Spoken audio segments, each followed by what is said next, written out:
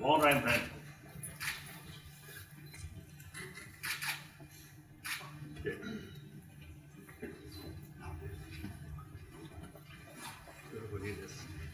Wow, Hello. Dada. Right.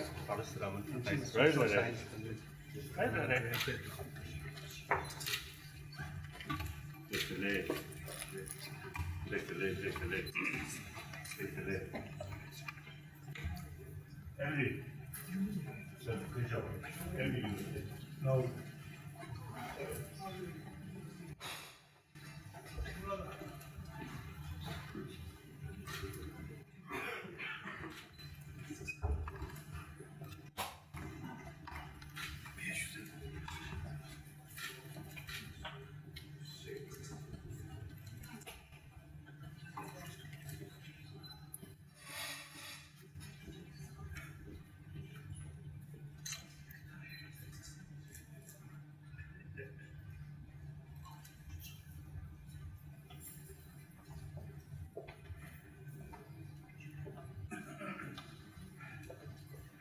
Potato. Okay. Please, sit down.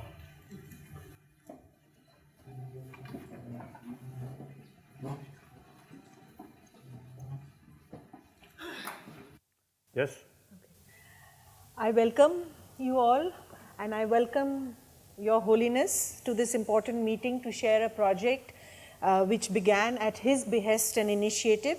To begin at the beginning, at the very beginning, my association with His Holiness began when I first invited him to deliver the valedictory address at the first South Asian Conference on Education. This was in 2000 at the University of Delhi in the Department of Education. He spoke on educating the heart, and it was very clearly revealed, it was at the end of the conference, and it very clearly revealed to me that what we had been so ardently discussing for 3 days had actually overlooked the significant dimension, which is in fact the core of education. His Holiness brought out the importance of compassion in a world filled with anger, violence, and sorrow.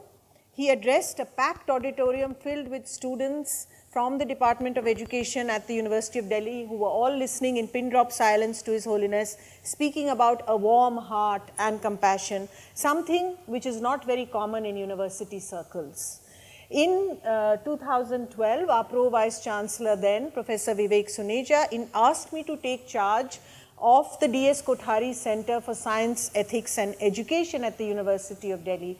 And it has been my privilege to invite His Holiness to the university on several occasions to speak about different dimensions of education, to have a dialogue with students, to deliver the D.S. Kothari Memorial Lecture, to engage with mind and life scientists and other scholars on transformative pedagogies only so recently as in March last year. At all these events, His Holiness has always emphasized the cultivation of compassion as being the core educational ideal.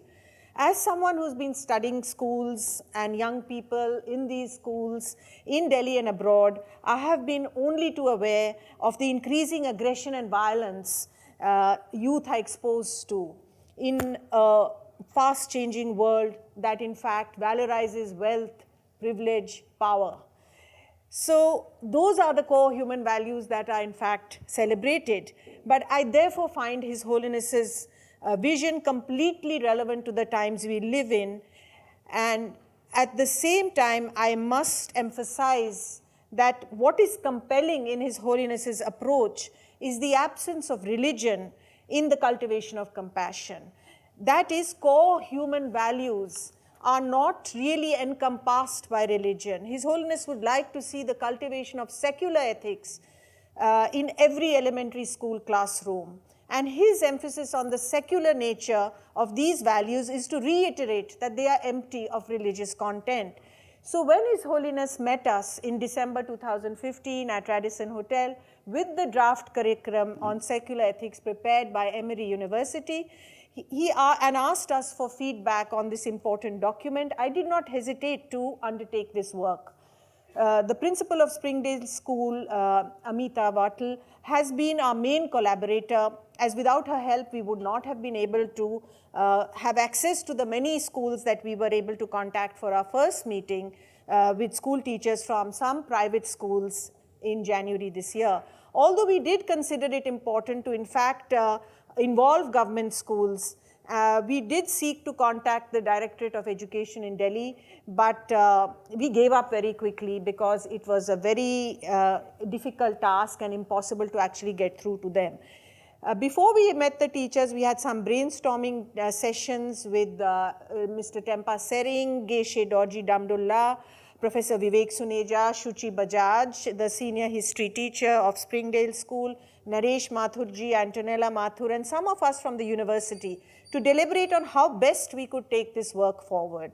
We decided to have a two-pronged approach, focusing on the draft curriculum as a document that some of us could review and take one or two modules from this curriculum for implementation in the schools. For some reason, we selected emotional awareness and forgiveness as the two modules we would request teachers to work with in the elementary school classrooms over the next couple of months. So this was sometime in January. And Dr. Anuradha Sharma, who's the Deputy Coordinator of the Kothari Center, in fact translated these two modules into Hindi, and these were made available to teachers on the 19th of January. At that meeting, Professor Naung Samtenla spoke to the teachers about His Holiness's vision and the need to rethink the school curriculum.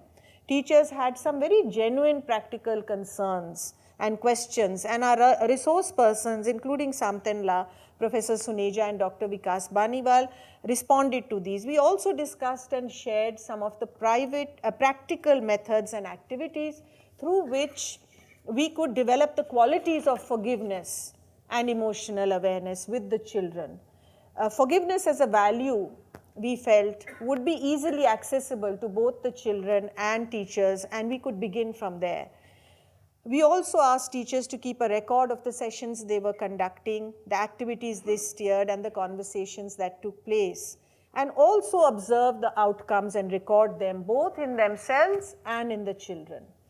So subsequently, we again met on 16th of March, where the teachers shared their feedback with us and on the activities they conducted with children, what were the breakthroughs they had, what were the barriers they faced, and also offered some suggestions which they will be sharing with you in a little while. But first, I request His Holiness, please address the gathering and share your thoughts with us this morning. Thank you. Firstly, I want to thank, since I think last year, our meeting, you are taking seriously, and also some discussions with concerned sort of the people. So now basic thing is, I think very simple. We are here quite peaceful and quite comfortable. But this very moment, some part of the world dying, killing. I think human being killed by human being, unthinkable. And also, I think millions of people, particularly children, dying, starvation. Then, number of countries still prepare more, dangerous weapon. I think including North Korea.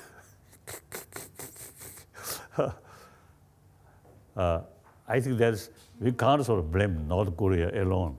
But there is that kind of sort of, habit. When we face some danger, you see, we have to prepare weapon. So I think 1,000-year-old concept, violence, is still very much alive. And then within the country, corruptions, gap, rich and poor. In Delhi, many people usually use this good facility. In the same city, some beggars, some children.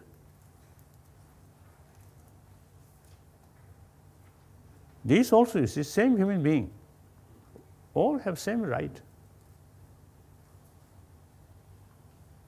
But such things there.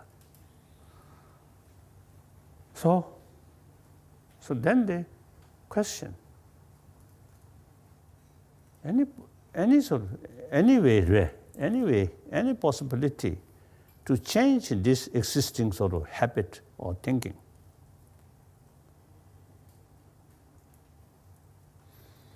Only prayer or some possibility, something. Then I want to share people here. Some scientists, you see, they observe basic human nature I think they just, you see, although I think their curiosity or something, you see, they show a cartoon, two children, young children, you see, helping each other, very compassionate way. And another cartoon, you see, two children, negative attitudes one another. So these two cartoons show very, very young infant child, about 4 or 5 months old, language not yet developed. Then the first one, more compassionate sort of attitude. Then the child, infant child, smiling, showing some kind of sort of happiness, smiling. Another cartoon, some negative, when that shows the child something, kasota, reservation or some kind of unhappy. Then most important,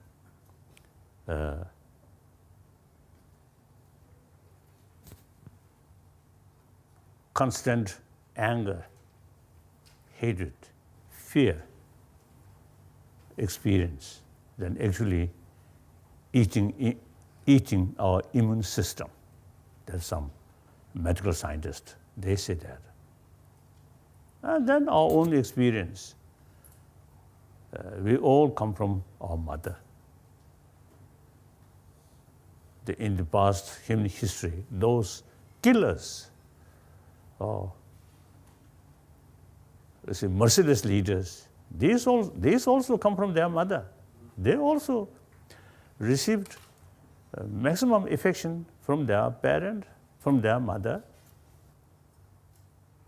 So without their affection, their care, these individuals cannot survive.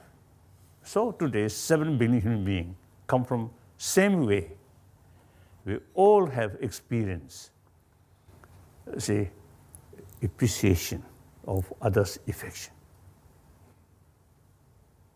So those sentient beings, not only human beings, but also some other animals, birds, when they are young age,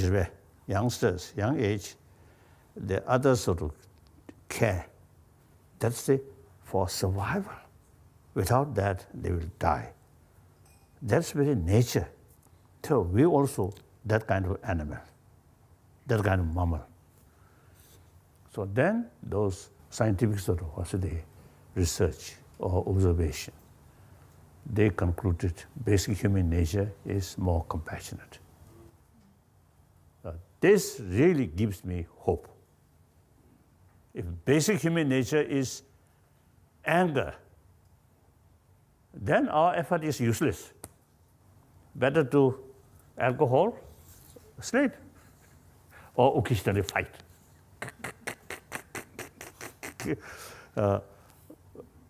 Now I think according our sort of common experience and also common sense, and then you see these scientific sort of research, result of scientific research, obviously, see these negative human activities never carried by compassion.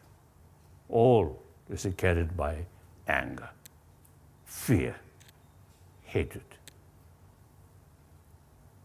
and ultimately too much self-centered attitude. That's a fact. Now, main reason, basic human nature is positive, compassionate. Now, since I think basic human nature quite intelligent, therefore we develop education. Other animal, no education, because there's no possibility, no language, nothing. We human beings have this special brain, so we develop education system. And all these experiments, these things happen because there is potential of human intelligence. Now, I think we should use this human intelligence to promote further or to keep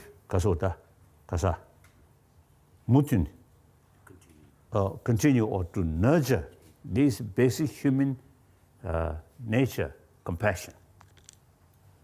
I think among people, we notice those people who pay some attention about this inner value, and through some meditation, or sometimes I think they use our intelligence. What's the value of warm-heartedness? What is the value? Too much sort of angry sort of feeling. Very clear. So therefore, those individuals, whether believer or non-believer, is who already sort of notice warm-heartedness is immense benefit to one's own physical health and mental peace. So they already sort of, they experience these sort of, certain inner peace or benefit, right, out of their sort of thinking, investigation. So this is the indication. On the basis of basic human nature, more compassionate, then use human brain to further nurture that and to further promote. So then, in education field, unfortunately, existing education system, mainly from West, modern India, I think copy the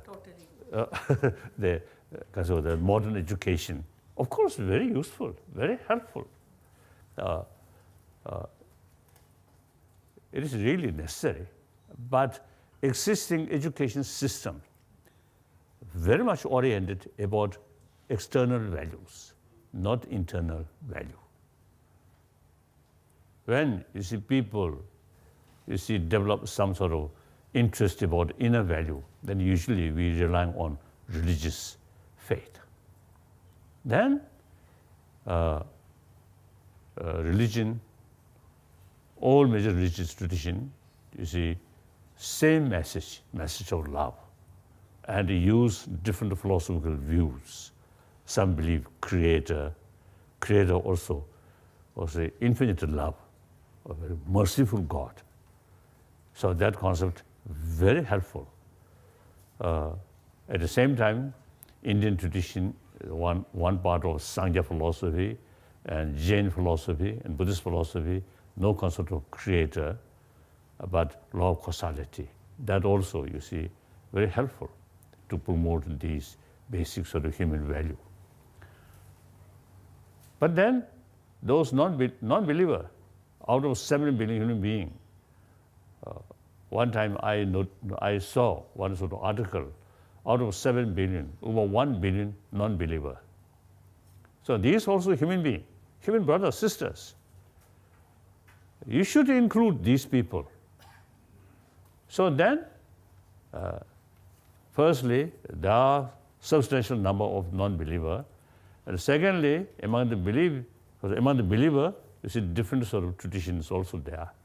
So like India, so constitution, when you develop that, the India multi-religious nation or community. So you develop the secular. So then when we think, firstly, the basic human nature is compassionate, positive. So there is hope. Now human intelligence must sort of use the further develop. I think the compassionate feeling at because of young age is very much mixed with attachment. So that kind of love or affection is very much oriented other sort of attitude.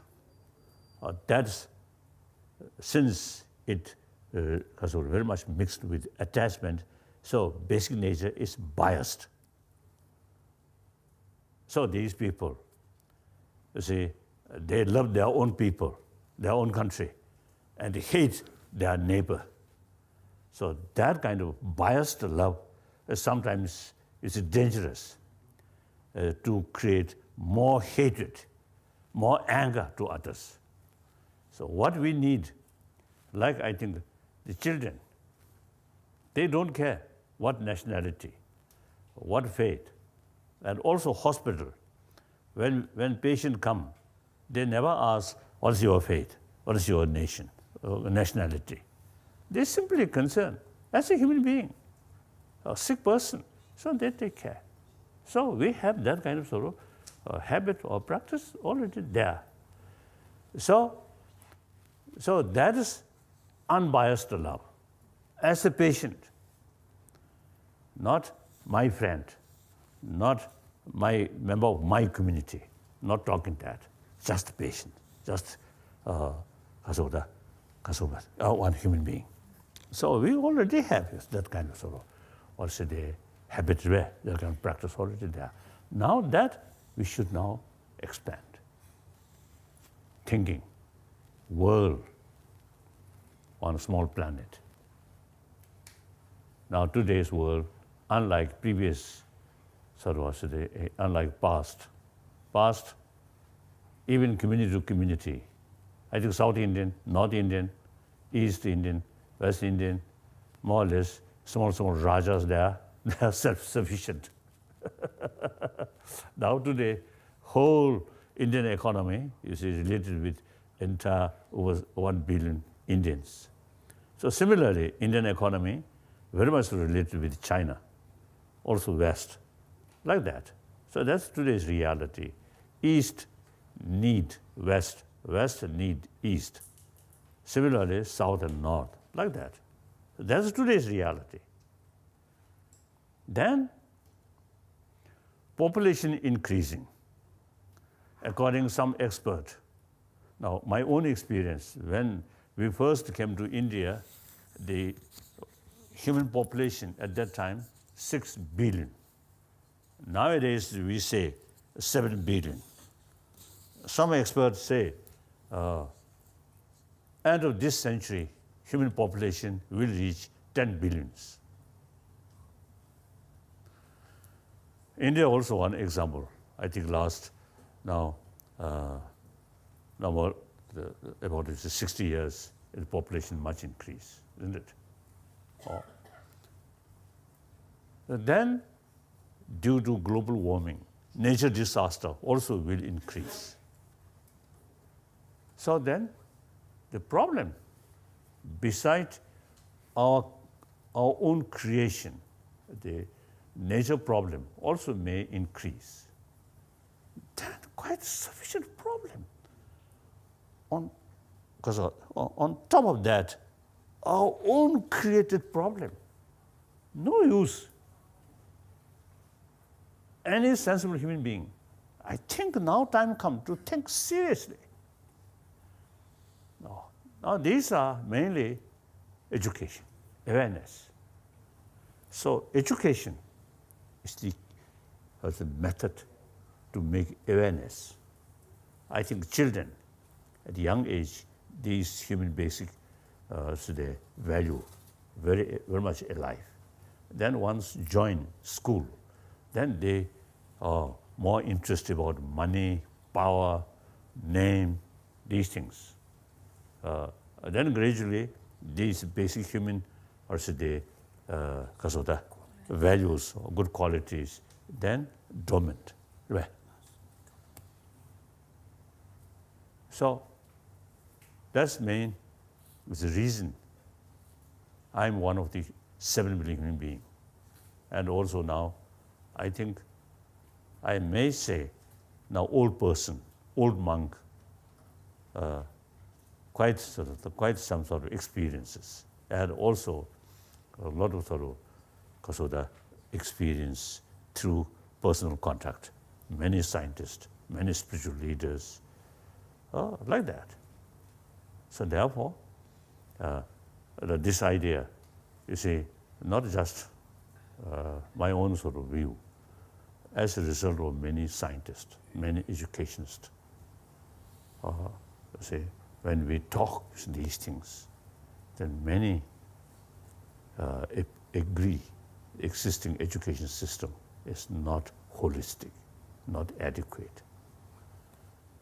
So in America, see, a few cities, they already got the name City of Kindness, City of Compassion. So coming June, this year, there will be, I think, over 100 mayors of different cities, over the 100 cities, the mayor together, discuss about the name of the City of Compassion or Kindness, these things. So there are movement. And then the British Columbia, the West Canada, they also, they last, I think, some time back, they already pay serious intentions were. So I think within the Columbia state, it become, I think, compulsory. All school should pay more attention about warm-heartedness or good heart, education for heart. So then some of these cities in America who already have the name of City of Kindness or City of Compassion, they already experience some of their, the school within this sort of city, more talk about value of compassion, these things. As a result, students in this school much more peaceful, and much more sort of willingness to serve others, to help others. So already, this is some positive result or effect already there. So then they just, now this mainly is my own sort of experience now. Just good name, City of Compassion, City of Kindness. Wonderful, but not sufficient. Now we should, and then curriculum or something, just repeat importance of compassion. Not enough. We should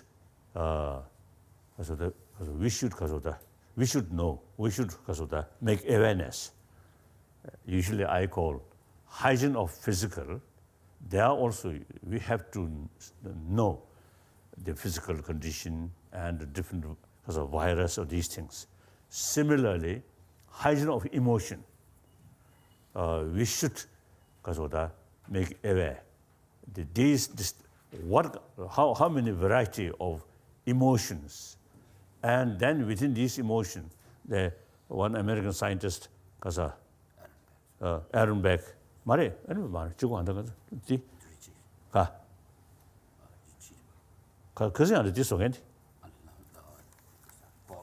Paul Ekman. Paul Ekman. You see, he and now he quite old now, quite sick, but his daughter now carry continuously her father's work. So recently I met.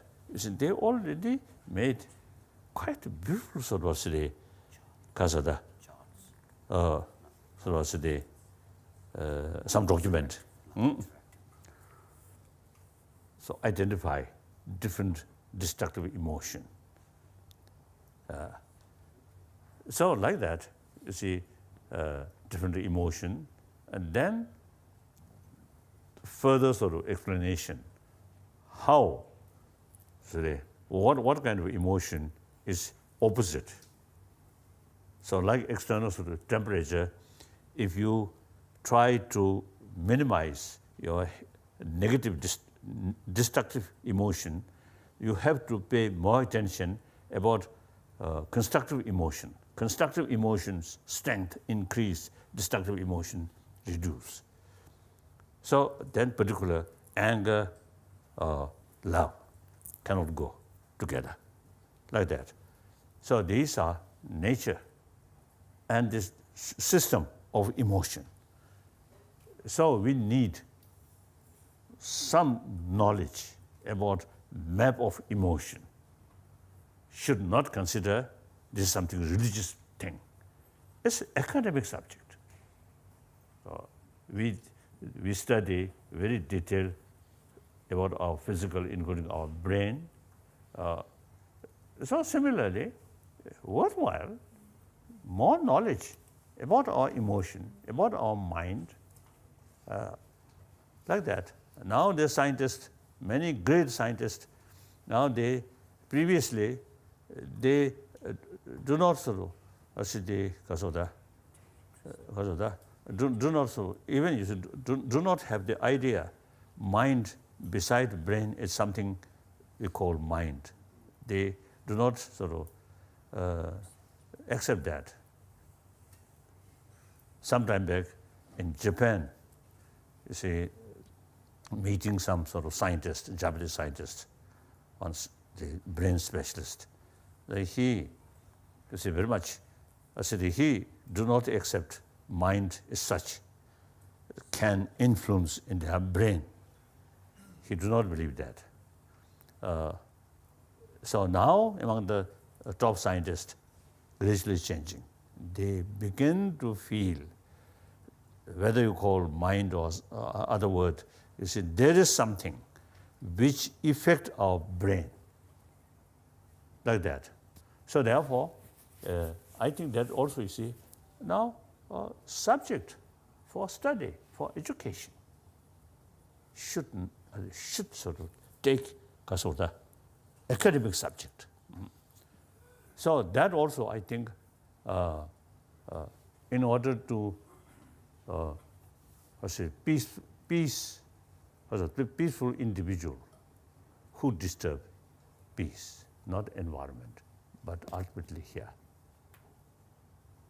Like in America, gun really creates a lot of problems. So gun control, they very seriously discuss about that. Gun control ultimately related here. Anger here, too much fear there, even without gun, may use this or something, or your pen also you see can use, like that. So if you see here, gun control take place here, then even you see very beautiful gun here, you see, will not touch. isn't it? Like that. So ultimately, gun control related here. Similarly, world peace ultimately related here, not through prayer. Sometimes I jokingly used to telling people that all these problems, war, human created, human creation, not God's creation.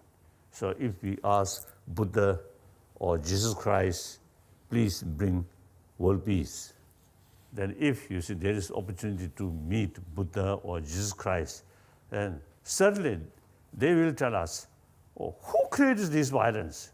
You created, you human being created. So you have the responsibility to solve this problem you created, then ask God, bring peace. Illogical. So therefore, all these problems we created. Now we have to find ways and means, firstly, to reduce, then eventually eliminate. Then through that way, if we success, you see, that work, then world can be disarmed world, demilitarized world. Then I think real justice, more compassionate society, real justice come. So I feel that, see, ultimately our future depends on our compassion which we have from birth. So now education should use kasada.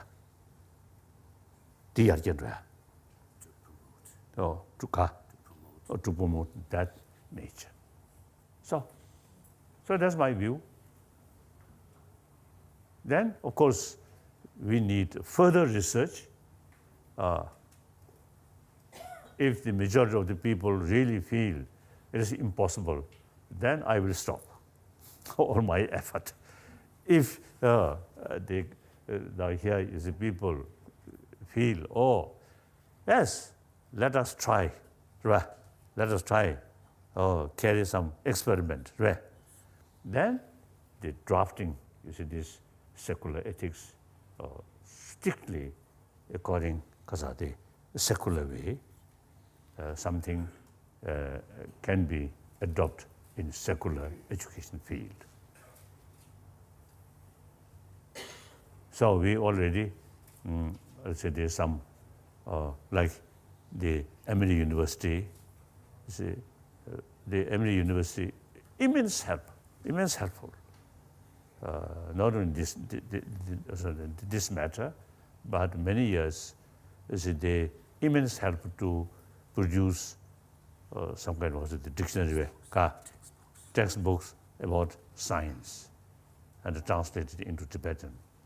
So now many monastic institutions now already have some material in Tibetan, can teach now science and these things. Wonderful, wonderful.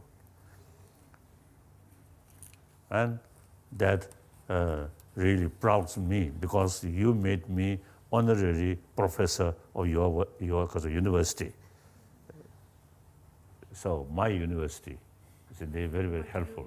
Then at the same time, when you see they give me that honorary professorship, I mentioned I'm reality hopeless professor. Because firstly, you see, I'm quite lazy.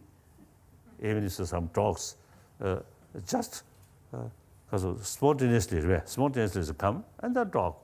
Never sort of homework, because I'm lazy. So, hopeless professor. But sometimes hopeless professor also quite useful. Thank you. So they also, you see, drafted the last year, you see, I share. Like that. So now, this is not academic sort of meeting. This is something. I say, how to change, how to build happy world through education. So sense of responsibility, with sense of responsibility and sense of commitment, then you should discuss, not academic or polite or say wonderful, wonderful, wonderful, without commitment. That's not good. Yes, that's all. Now some discussion. Yeah. Okay. Before I invite Emory University, I also like to share with His Holiness that you are also an honorary professor of the University of Delhi. That's right. Yeah. That's right. So I remember once His Holiness was coming and our Vice Chancellor received a telephone call from the Embassy of China, People's Republic of China, and asking him to cancel the talk. And our Vice Chancellor, Professor Deepak Pentel, informed them that His Holiness is an honorary professor. He can come to the university when he likes, he can go when he likes, he can speak where he likes. The university is his. So I would like to just reiterate that. Right. Thank you. I now request Lobsang Tenzin Negi, Jennifer Knox and Michael Romano of Emory University to please make their presentation on the draft curriculum.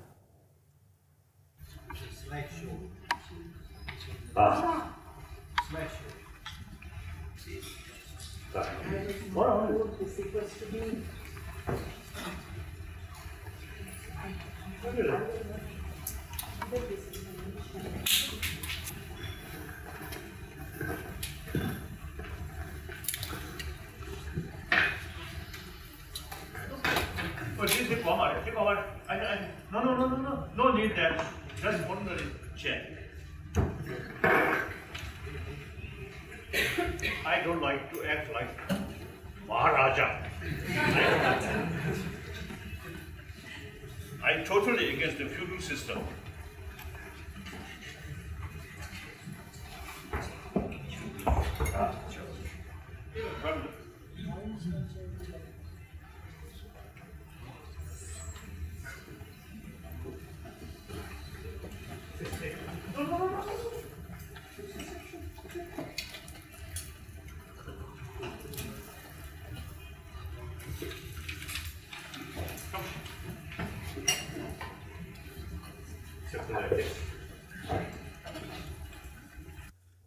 Your Holiness, it is truly a privilege for us from Emory University to make a brief presentation in next 20 minutes on the curriculum that we developed and how it is taught in the schools, as well as how this will be evaluated in the future. I'm very honored to have worked with Geshe Lautullah and Geshe Dadul. Geshe Dadul could not be here because of the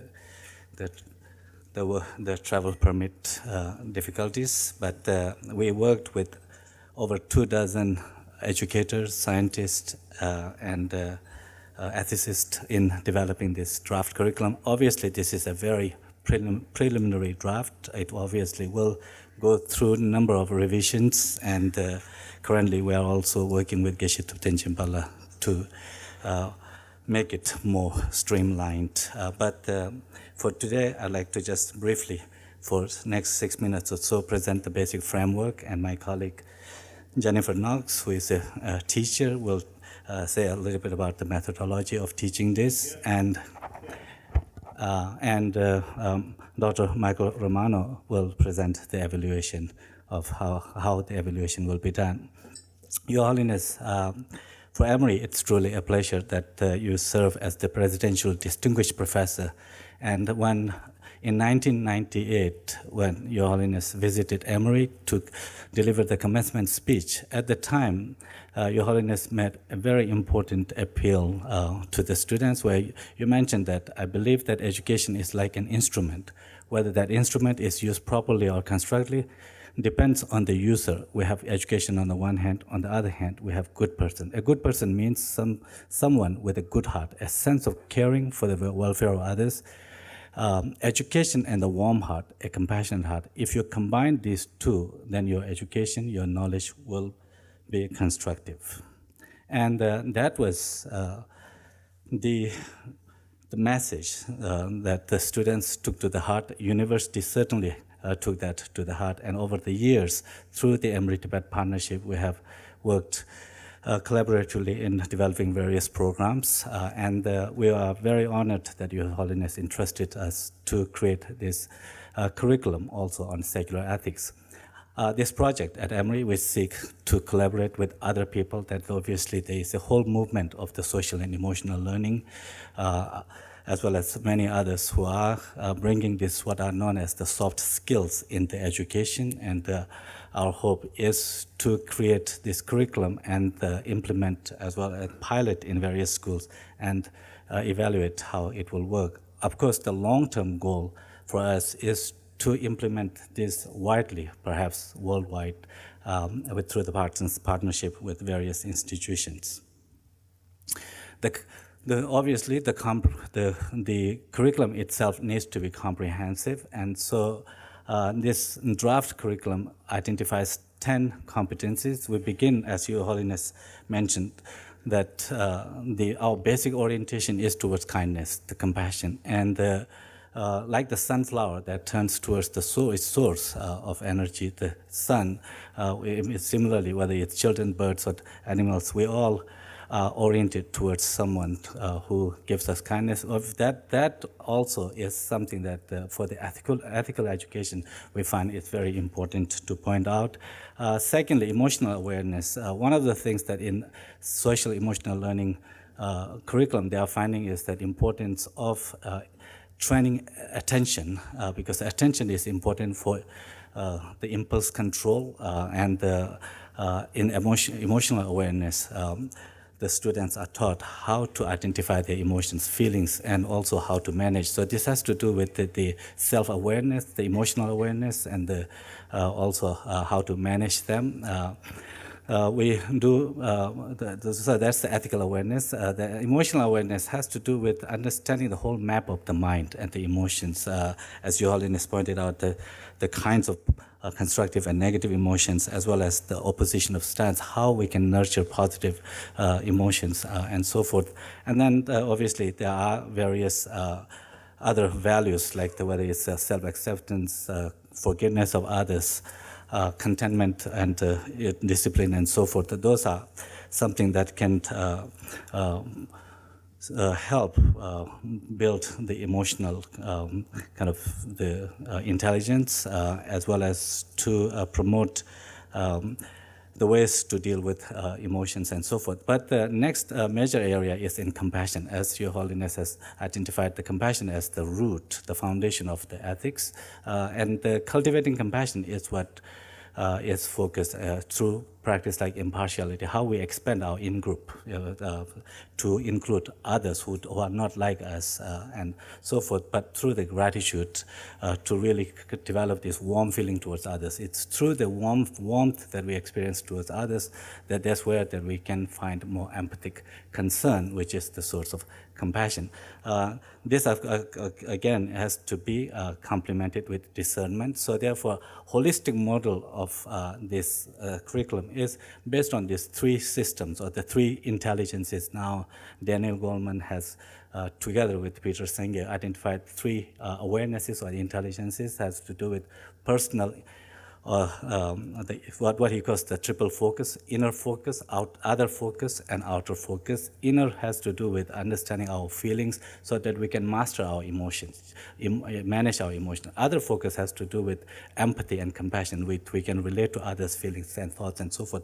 The outer focus, or the systems intelligence, has to do with all our ups and downs and events that we encounter, is embedded in a whole network of cause and conditions and so forth. So understanding this, the interdependence and so forth, is a crucial part of this model. And then lastly, before I turn to my colleague about the actual methods of teaching this, on a kind of very optimistic note, Your Holiness has been encouraging for a model of secular ethics for many decades now, and it's wonderful to see the World Happiness Report for 2016, commissioned by the United Nations.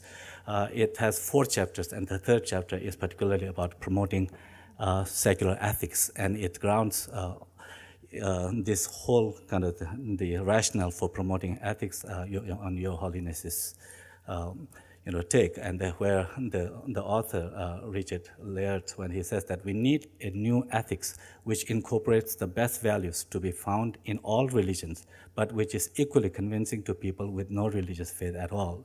as the Dalai Lama puts it, and he quotes Your Holiness from the Beyond Religion, in today's secular and multicultural societies, a religion-based answer to the problem of our inner neglect of inner values could not be universal and so would be inadequate. We need an approach to ethics that can be equally acceptable to those of religious faith and those without. We need a secular ethics. Thank you so much.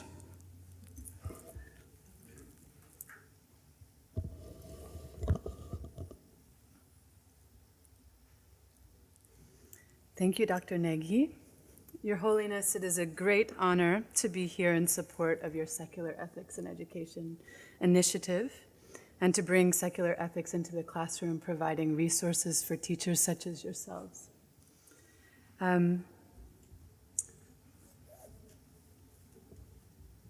So, the methods of teaching and learning are designed to deepen the mastery of the 10 competencies through 3 levels of understanding: received knowledge, critical insight, and embodied understanding.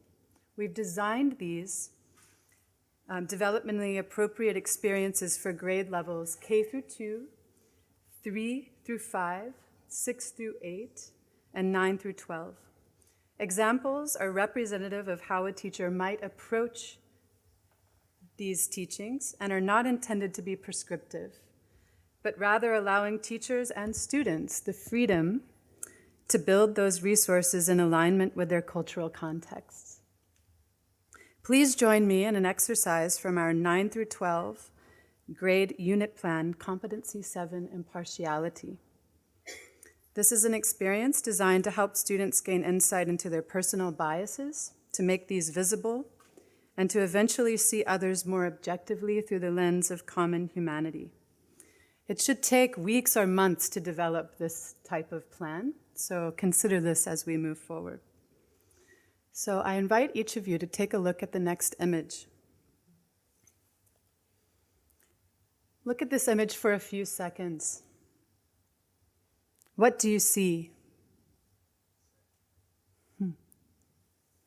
What words come to mind when you view the subject? What assumptions do you have about this person?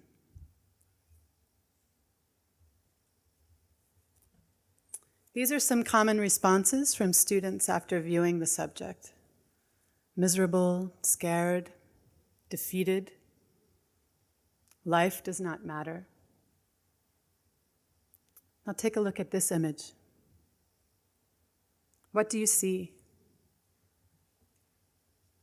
What do you think about this person? What do you wonder about her? What assumptions do you have about her? Here are some common responses: hopeful, freedom, accomplished. She's a contributing member of society.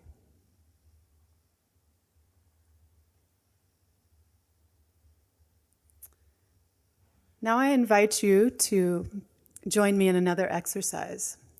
I'm going to reveal a few facts about this person, and if you would, note any shift you have in your feelings for her, either caring more for her or caring less for her.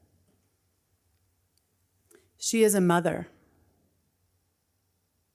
She plotted to kill her husband. Her sentence was the death penalty. While incarcerated, she was a devoted student of theology and compassionate training, CBCT. She was a mentor to inmates who credit her with inspiring them not to take their own lives. Just like us, she desires happiness and to avoid suffering. With the I care, don't care continuum, we introduce the mutability of categories of friend, stranger, and adversary. You may have noticed that we often shift our caring based on how close we feel to the other. And sometimes we even may take pleasure in their suffering if we had adverse feelings towards them. Through the lens of common humanity, we may begin to see this person more like us. So the fact is, the women in both photographs is the same. Her name is Kelly Gissendanner. She was executed in Georgia by lethal injection on September 30th, 2015, while singing Amazing Grace. How easy it is to cast judgment on someone in a mugshot, but also how warm we feel when we see her joyous graduation photograph. Although given the death penalty for a serious crime, she becomes human, multidimensional. When photos are shown separately, they appear to be different people, evidence of one's capacity to change.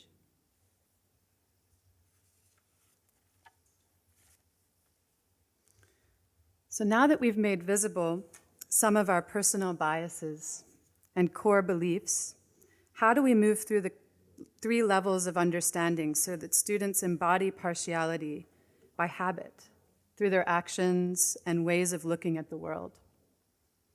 First, we need a culture of trust and a teacher, a warm-hearted teacher with courage who listens as a role model.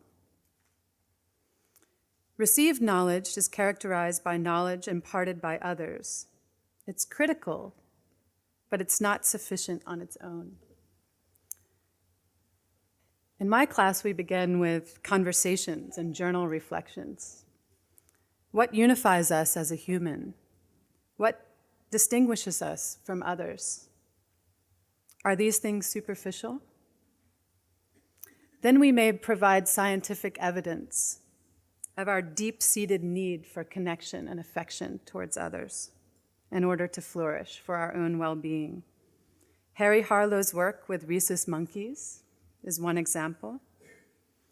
Naomi Eisenberg's findings that social exclusion affects the same parts of the brain as reacting to physical pain.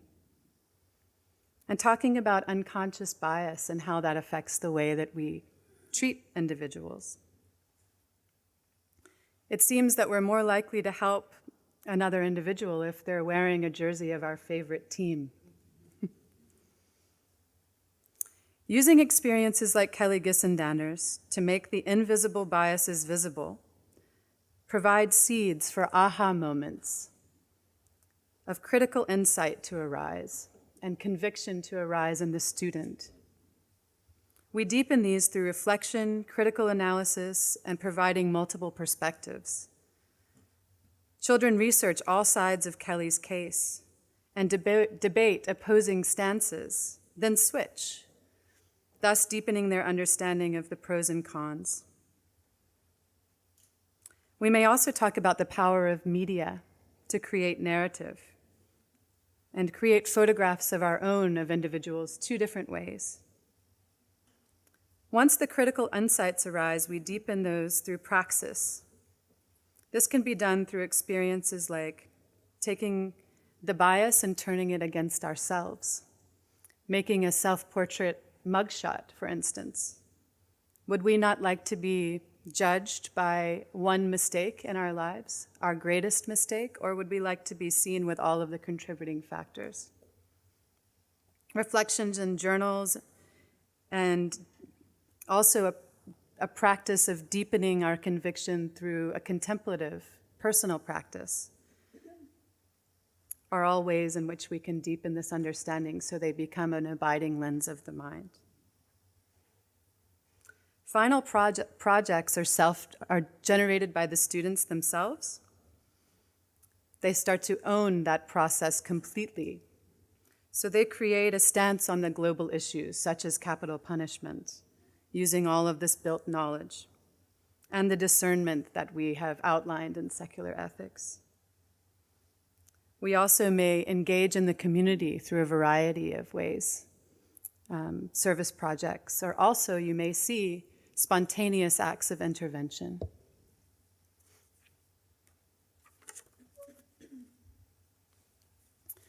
So here we have the role of the teacher.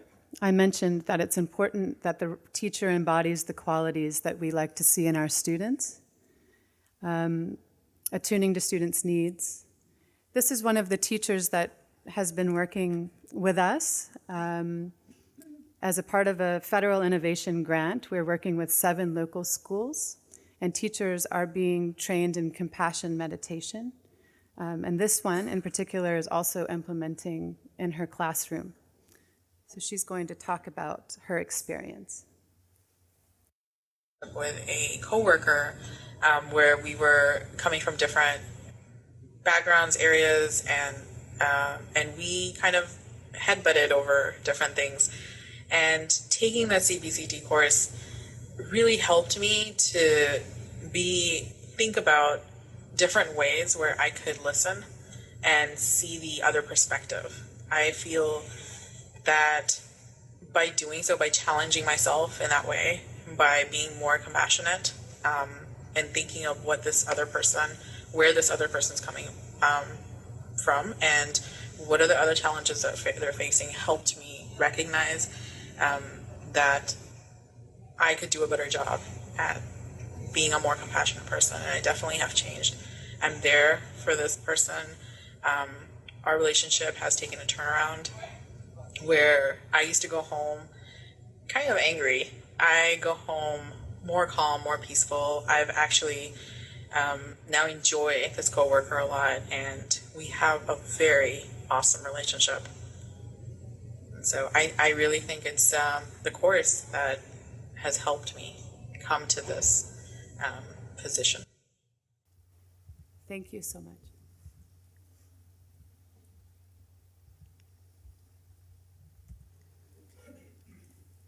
Your Holiness, I'd also like to say it's a great honor to be part of such an important project and to be presenting on some of this material. I'll be talking about the assessment of the secular ethics education program and framing our research program in 3 big questions. Again, we'd like to present this holistic model of education. It's very important because it spans 2 dimensions. Really, it spans in scope, so it goes from personal to social to systems, but it also has the dimension of depth as well in these 3 levels of understanding.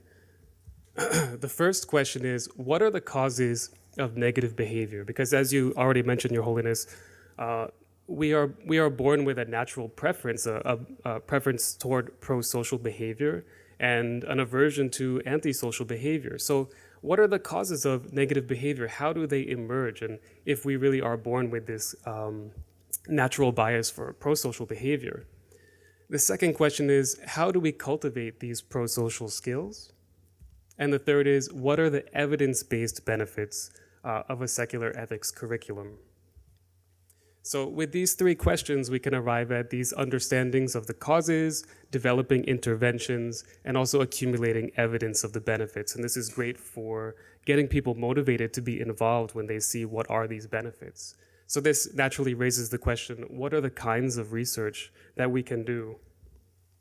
So we can look toward research that's already been done. So as you know, this is a new program, and we haven't yet been doing this kind of research, but we can look at similar or related programs. For example, Emory University has the CBCT program, which is a training program in compassion. So we can look at evidence for this in both biological and behavioral effects. So in particular, the biological effects, there's a physiological reduction in the stress response, so a positively modulated stress response, and also a positive effect on inflammatory response. And this is very important because inflammation due to chronic stress has a number of very negative health outcomes for individuals, including damage to the joints and the bones, damage to internal organs such as the heart and intestines. And the intestines also play a very important role in immune response, so it has a cascading effect as well. In addition, it increases the risks of some types of cancers, increases the risk of depression, and also decreases sleep quality, which also has an effect on immune system. So it's not just limited to those effects, but also has this cascade of negative effects. So it's important that it has this positive effect on inflammatory response. In terms of behavioral effects, there's an increase in hopefulness and a decrease in anxiety. There's also an enhancement in empathic accuracy, so being able to recognize the emotional states of others. And most importantly, I think, is that this research suggests that compassion training becomes generalized as a skill beyond the stimuli and tasks that are used during training. So it's not that people only learn how to do compassion with a certain subset of stimuli or tasks, but rather they internalize this as a skill that they can generalize to new environments, new contexts. We can also look at evidence from other programs such as social and emotional learning, as well as the kindness curriculum from the University of Wisconsin at Madison. In terms of social and emotional learning, there was a really great meta-analysis on K through 12 education that looked at 213 school-based SEL programs involving over 270,000 students, so quite a large number of students.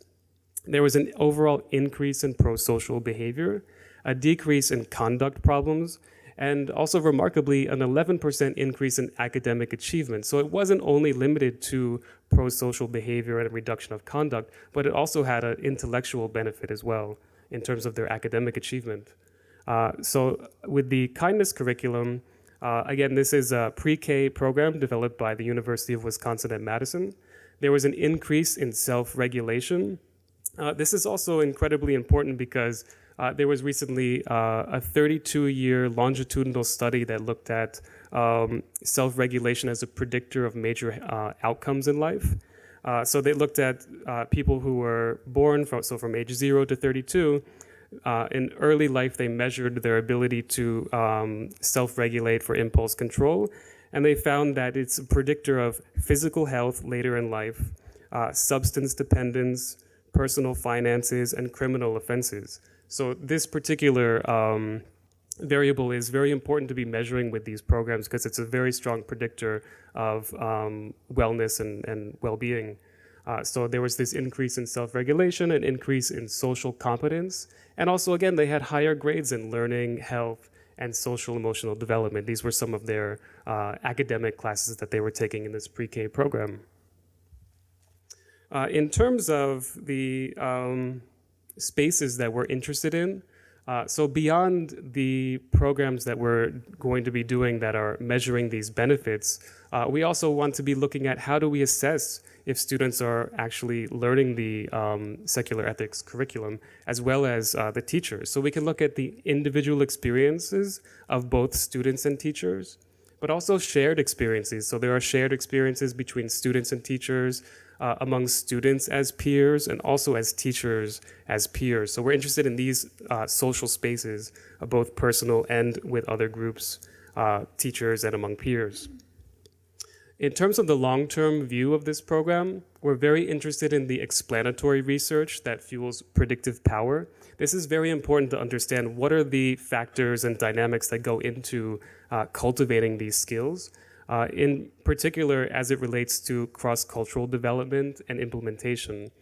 Because when we understand the scientific explanatory mechanisms that are occurring during the cultivation of these skills, it allows us to decontextualize these skills from any one particular culture and allows almost anyone to understand what are the dynamics going on under the surface and then come up with some kind of implementation that's applicable to a local environment. And finally, there's possibility for more longitudinal studies like the one I previously mentioned with self-regulation.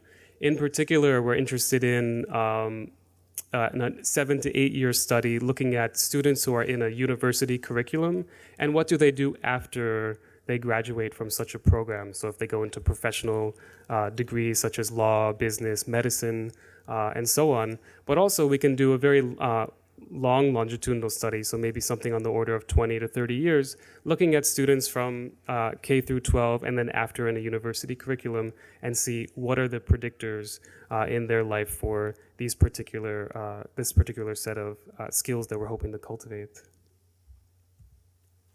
So we'd like to thank everyone for listening and do you want to have any final words? Okay. Thank you.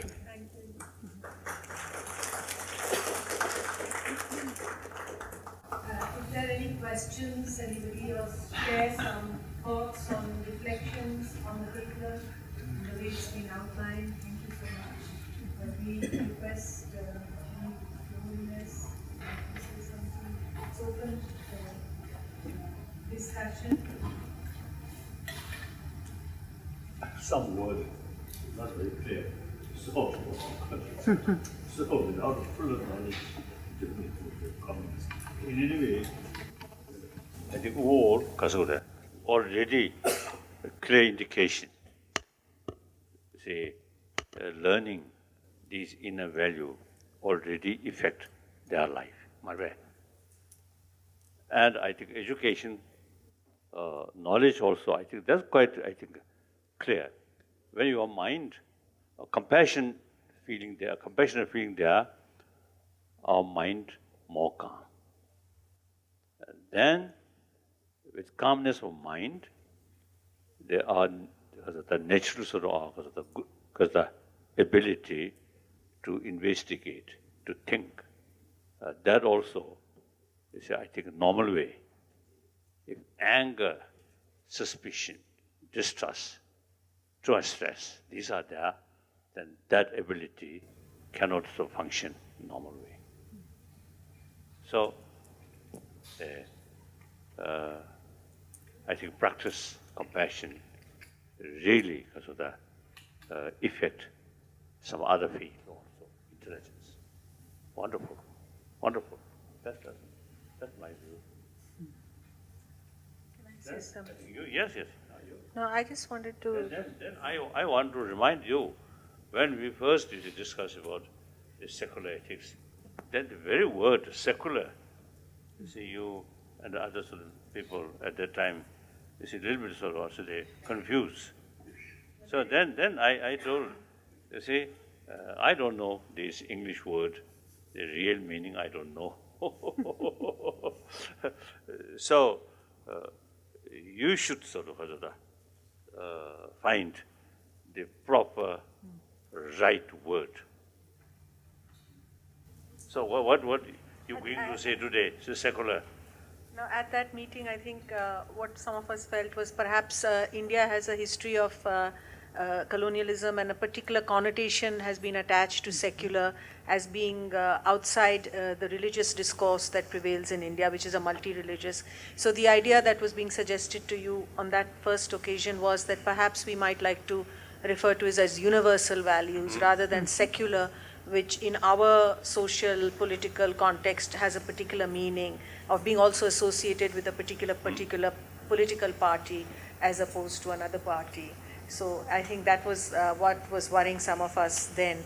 But I just have a few, one or two reflections on, the word competencies implies that there would be a level of acquisition of a particular skill, and somehow as a teacher, I would feel, this is something very tentative, that it's very difficult for this kind of learning to have a level which we think is what we want 20 or 25 or 40 in this country. There's often 60 children sitting in the same classroom. So how are we going to assess competencies in that sense would be problematic for not just the student but also for the teacher.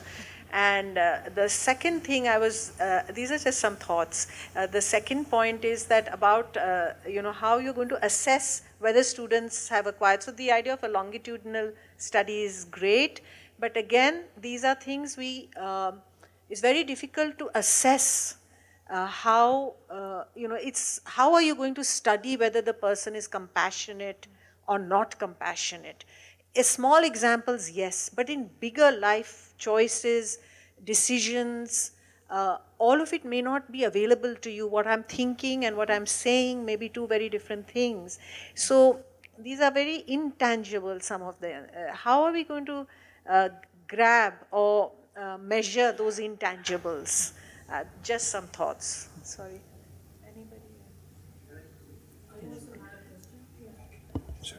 I have a mic. First, Dr. Renuka Singh. Yeah. I was just curious to know the role of cultural specificity in cross-cultural development. Thank you.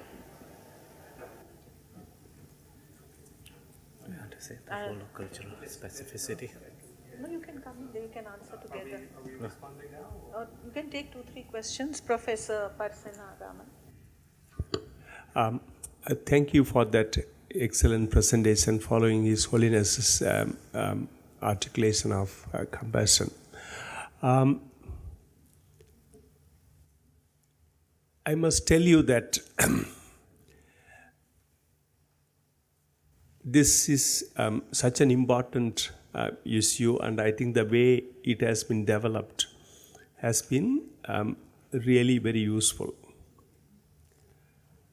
I resigned my job as Vice Chancellor to say that 7th of May would be the last day of my work because of the ongoing turmoil in the university campuses and my own campus. We had His Holiness Gesi Dorji Damdal. He came to lecture for a week at the campus. And of course, I have been interacting with His Holiness.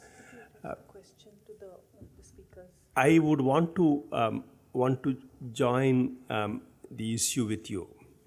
Okay, why what is happening is important, and then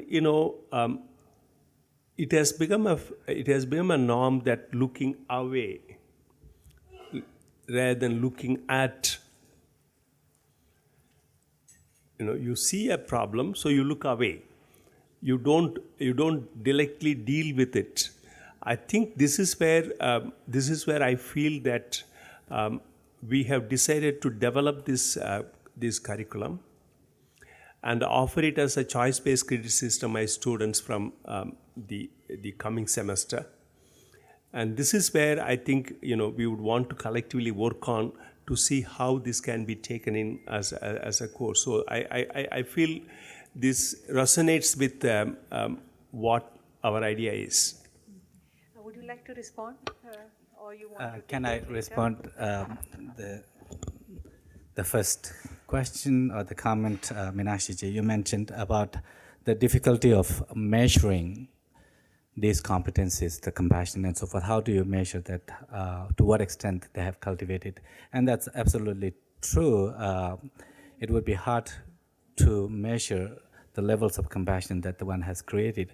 But there are a number of indirect ways of measuring in terms of, let's say, there are certain subjective reports that you can collect to see through the training to what level their perception and the relationship with others have changed or not.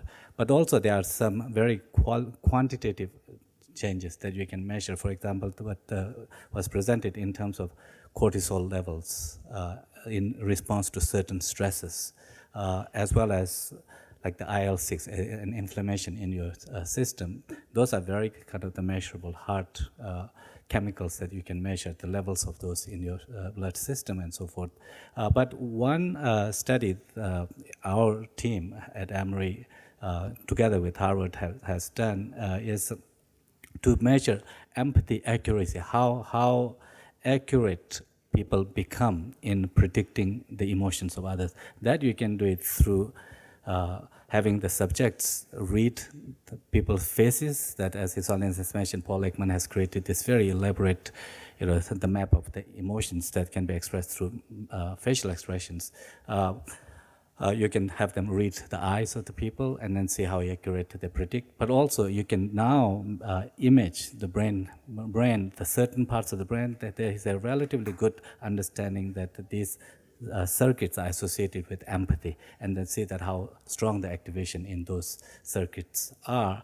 And that's what they have done here. Our team and compassion training seem to kind of show that through the training of 8 weeks, they are not only able to read the emotions through their facial expressions of the eyes, but also when their brains are imaged, those circuits which are associated with empathy and compassion, those seem to light or to activate more strongly. Thank you so much for your presentation. I think we'll move to, I'm going to change the order a bit so that we can, while His Holiness is sitting here, have the PowerPoint presentations first, and then we'll move back there. Can I come in just as one point in connect with the point they made? Yeah, but we need to move on as well. We should move on. The point here is that, compassion, kindness, and empathy is something which is learned behavior. When you have institutions of socialization that has that differentiates the way it does it, at home, the community, the school, where certain ideas are reinforced. So measuring is, it's not change in individual, it's change in a much more broader level would also be useful actually. So how do you take what we do in the classroom to that of broader community would be a very important thing, because the change needed to be much more broad-based. Otherwise it would be, individuals would be hanging loose. Yes. We can take up some of these things in the discussion that follows the teacher's presentation, so I suggest we reserve it for that. I request now Tanya Chadda, who is a teacher at the Convent of Jesus and Mary and was also involved in this project, which has only been for a very short period. So their presentations are based on very brief, work done with the modules. Good morning to one and all present here. I, Tanya Chadda, is here to represent on behalf of Convent of Jesus and Mary, Delhi.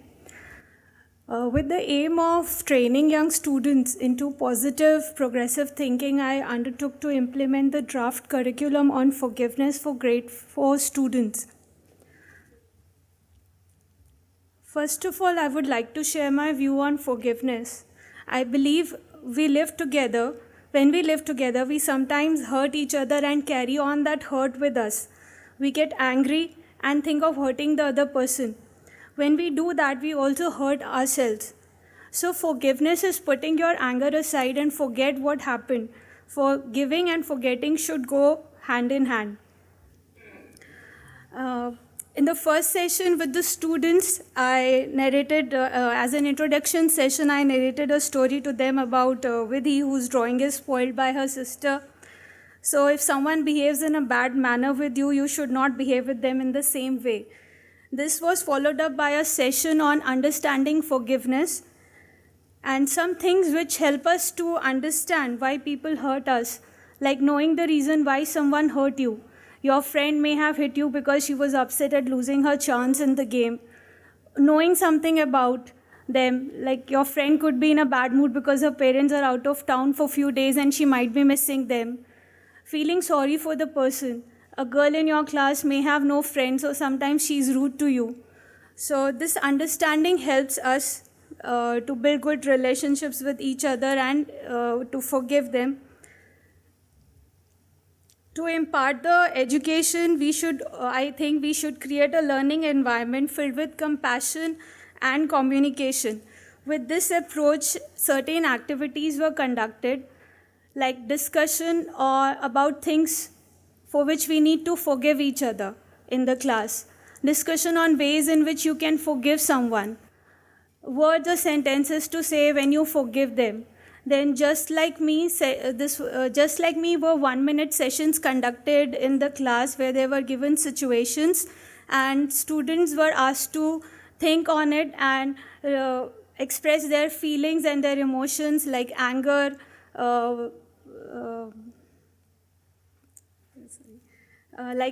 stubbornness, apologetic behavior. All this was done, and I will quote an example here. I gave them a situation. Ashima made a rangoli outside her house and one of her neighbor comes and spoils it.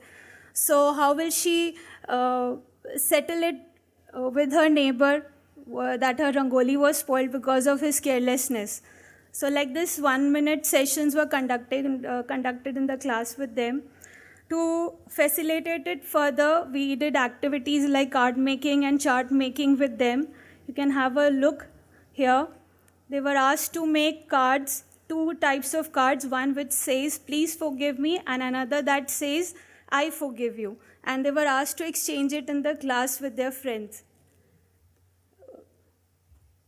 And then they made charts after a few sessions were conducted, and they were asked to write what they feel about it. So this was their response.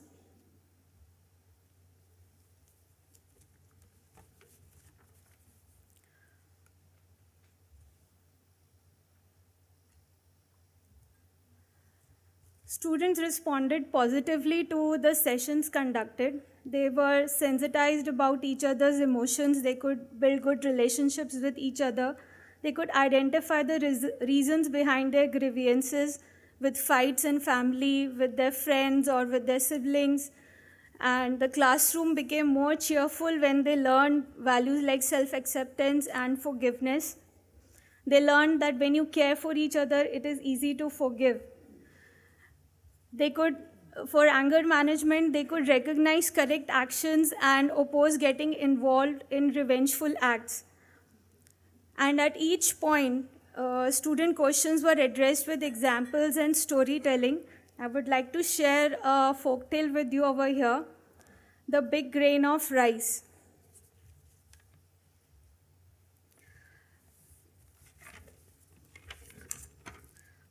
A long time ago, all things were bigger and better than they are today, like fruits, vegetables, and grains. In fact, so big that a single grain of rice was all a person could eat at a time. So in those days, people did not have to work very hard. When the grains were ripe, they just fell down on their own and they went rolling into the villages to be eaten. So once an old woman was building a storehouse for rice, and one big grain came rolling in before the building was ready.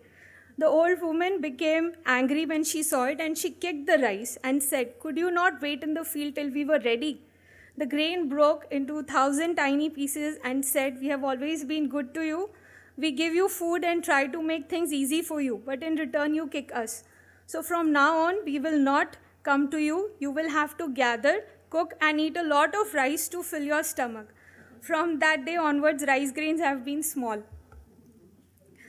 So children were asked to reflect on it, to discuss about what could be the moral of the story, what do you learn from it. And they understood that intense anger, if not caught and averted in time, can lead to lifelong devastating results, not only for oneself, but for others as well. And they enjoyed these sessions because most of the sessions were supported with stories like this from their value education books itself.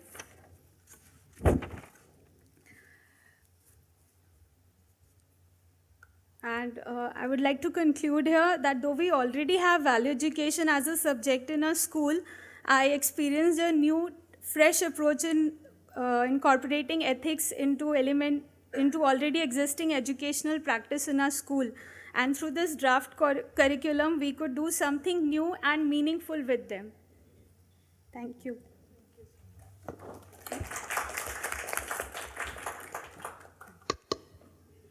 If there's any burning question, otherwise we wait for the discussion at the end. Yeah.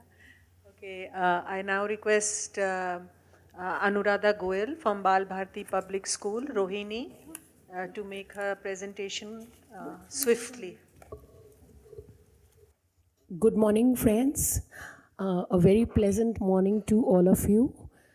And I'm scared right now. And if I fumble, please forgive me. And I'm also forgiving myself for fumbling and mispronouncing the words, because I'm also learning this value for myself. So here, like in this book, which we were given, there were special icons to remember and understand the values. The icon given for forgiveness was the sweet gun. If you hold it tightly, you are going to experience the pain. So same way, in my this thing, it's the same way.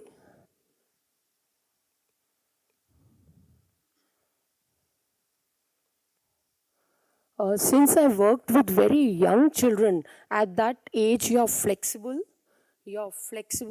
and you're flexible and you're willing to think new, and your pineal glands are not calcified. So at that age, you are willing to experience by your heart.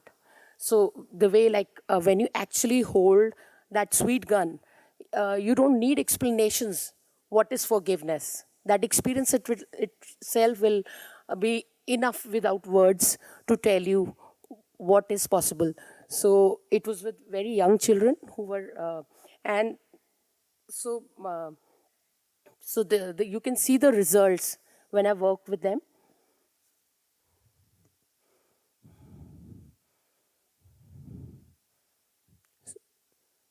So we did some processes, actual processes, which I'll show you the 4-step processes after you see the result. And in this, we created this friendship, which was living, growing, and inspiring. Because certain memory techniques were also used, the first few letters of the word, like dhruv and love. So the 2 letters were dhul, which means clean. Their friendships became purified and clean with caring. And that is how you can see them here. Yuvraj and Ronit, that makes euro, as precious as euro currency. And the next one, Karthik and Garv, Kargar. Kargar, it's something, a friendship which is instrumental creating love and sharing. So each friendship which got created, it has a separate entity of its own. Mayank and Vanch, their friendship was as tasty as delicious sweet that we put in our Indian carrot halwa mawa. So you can see like how happy these children are after experiencing those 4 steps. Like they have become friendly. So there's this model, FTA model, feel, think, and act. So here, heart, head, and hand, they all act together as a team.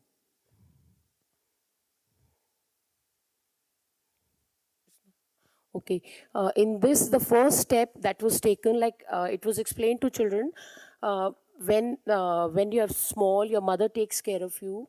When you're dirty, she just cleans you. Similarly, when you have anger, so you have some feelings which are not, they are not functional, like grudge, anger. So let's do away with those feelings.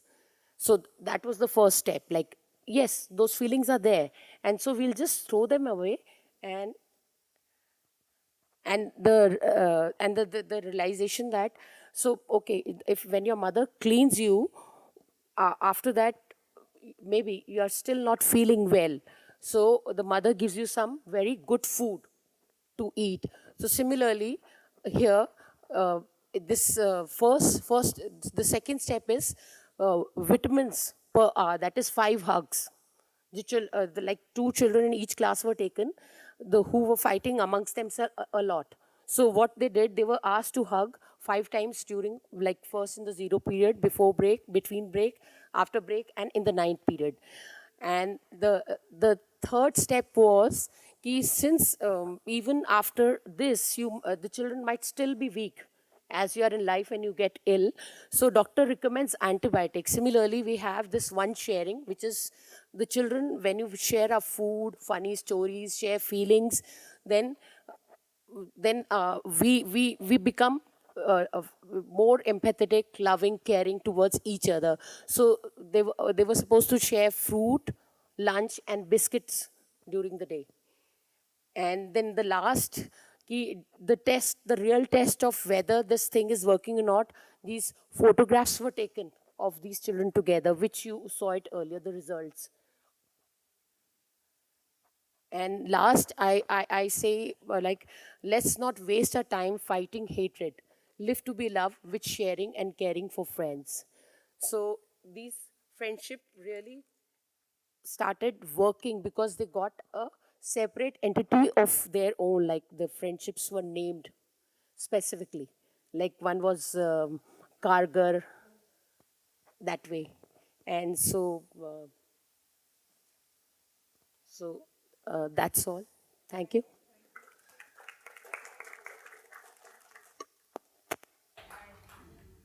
I now request Jyoti from the Rishi Valley School, which is run by the Krishnamurti Foundation India in rural Andhra Pradesh, to please make her presentation. Good morning. This is Rishi Valley School nestled in these environs. This is a school started by the vision of Krishnamurti ji. And Professor Meenakshi Thapan said, could you say a word about Krishnamurti? Now where do I begin? He would often say, look at yourself. He would also say, observe that tree. So I thought this Zen poem beautifully brings that. The tree is in the wind is in the tree, all in me. Okay, to go straight to the topic. This is the module that I had undertaken. I'll not really show much of it, but just take you through that. This is what I thought I would do. Now, I teach English and history. That is pretty tough. So teaching forgiveness, well. So what does forgiveness mean to me? I think in order to explore forgiveness, I need to have some sort of understanding myself, because it's quite a complex emotion or value. It can sometimes be dark and heavy, at other times gentle and light. Let me explain. With a story. It's not exactly a story of forgiveness, but it'll explain what this heaviness is about. So the story goes thus. A nun in search of enlightenment made a wooden statue of Buddha and covered it with a fine gold leaf. It was very pretty, and everywhere she went, she carried it with her. Years passed, and still carrying her statue, the nun settled in a small temple where there were many statues of Buddha, each with its own altar. She began to burn incense before her golden Buddha each day, but discovered to her dismay that some of the smoke wandered off to the neighboring altars. So she made a paper funnel through which the smoke would ascend to her Buddha. This blackened the nose of the golden statue and made it very ugly. So sometimes I feel forgiveness is like that. It's almost like there's some self-righteousness in that, and it's not a very comfortable feeling. On the other hand, I take this quote from Shakespeare's Merchant of Venice, for those of you who are familiar. The quality of mercy is not strained. It droppeth as gentle rain from heaven upon the place beneath. It is twice blessed. It blesseth him that gives and him that takes. It is this quality of forgiveness which is light and gentle, and I think it comes from compassion, understanding, and a willingness to let go.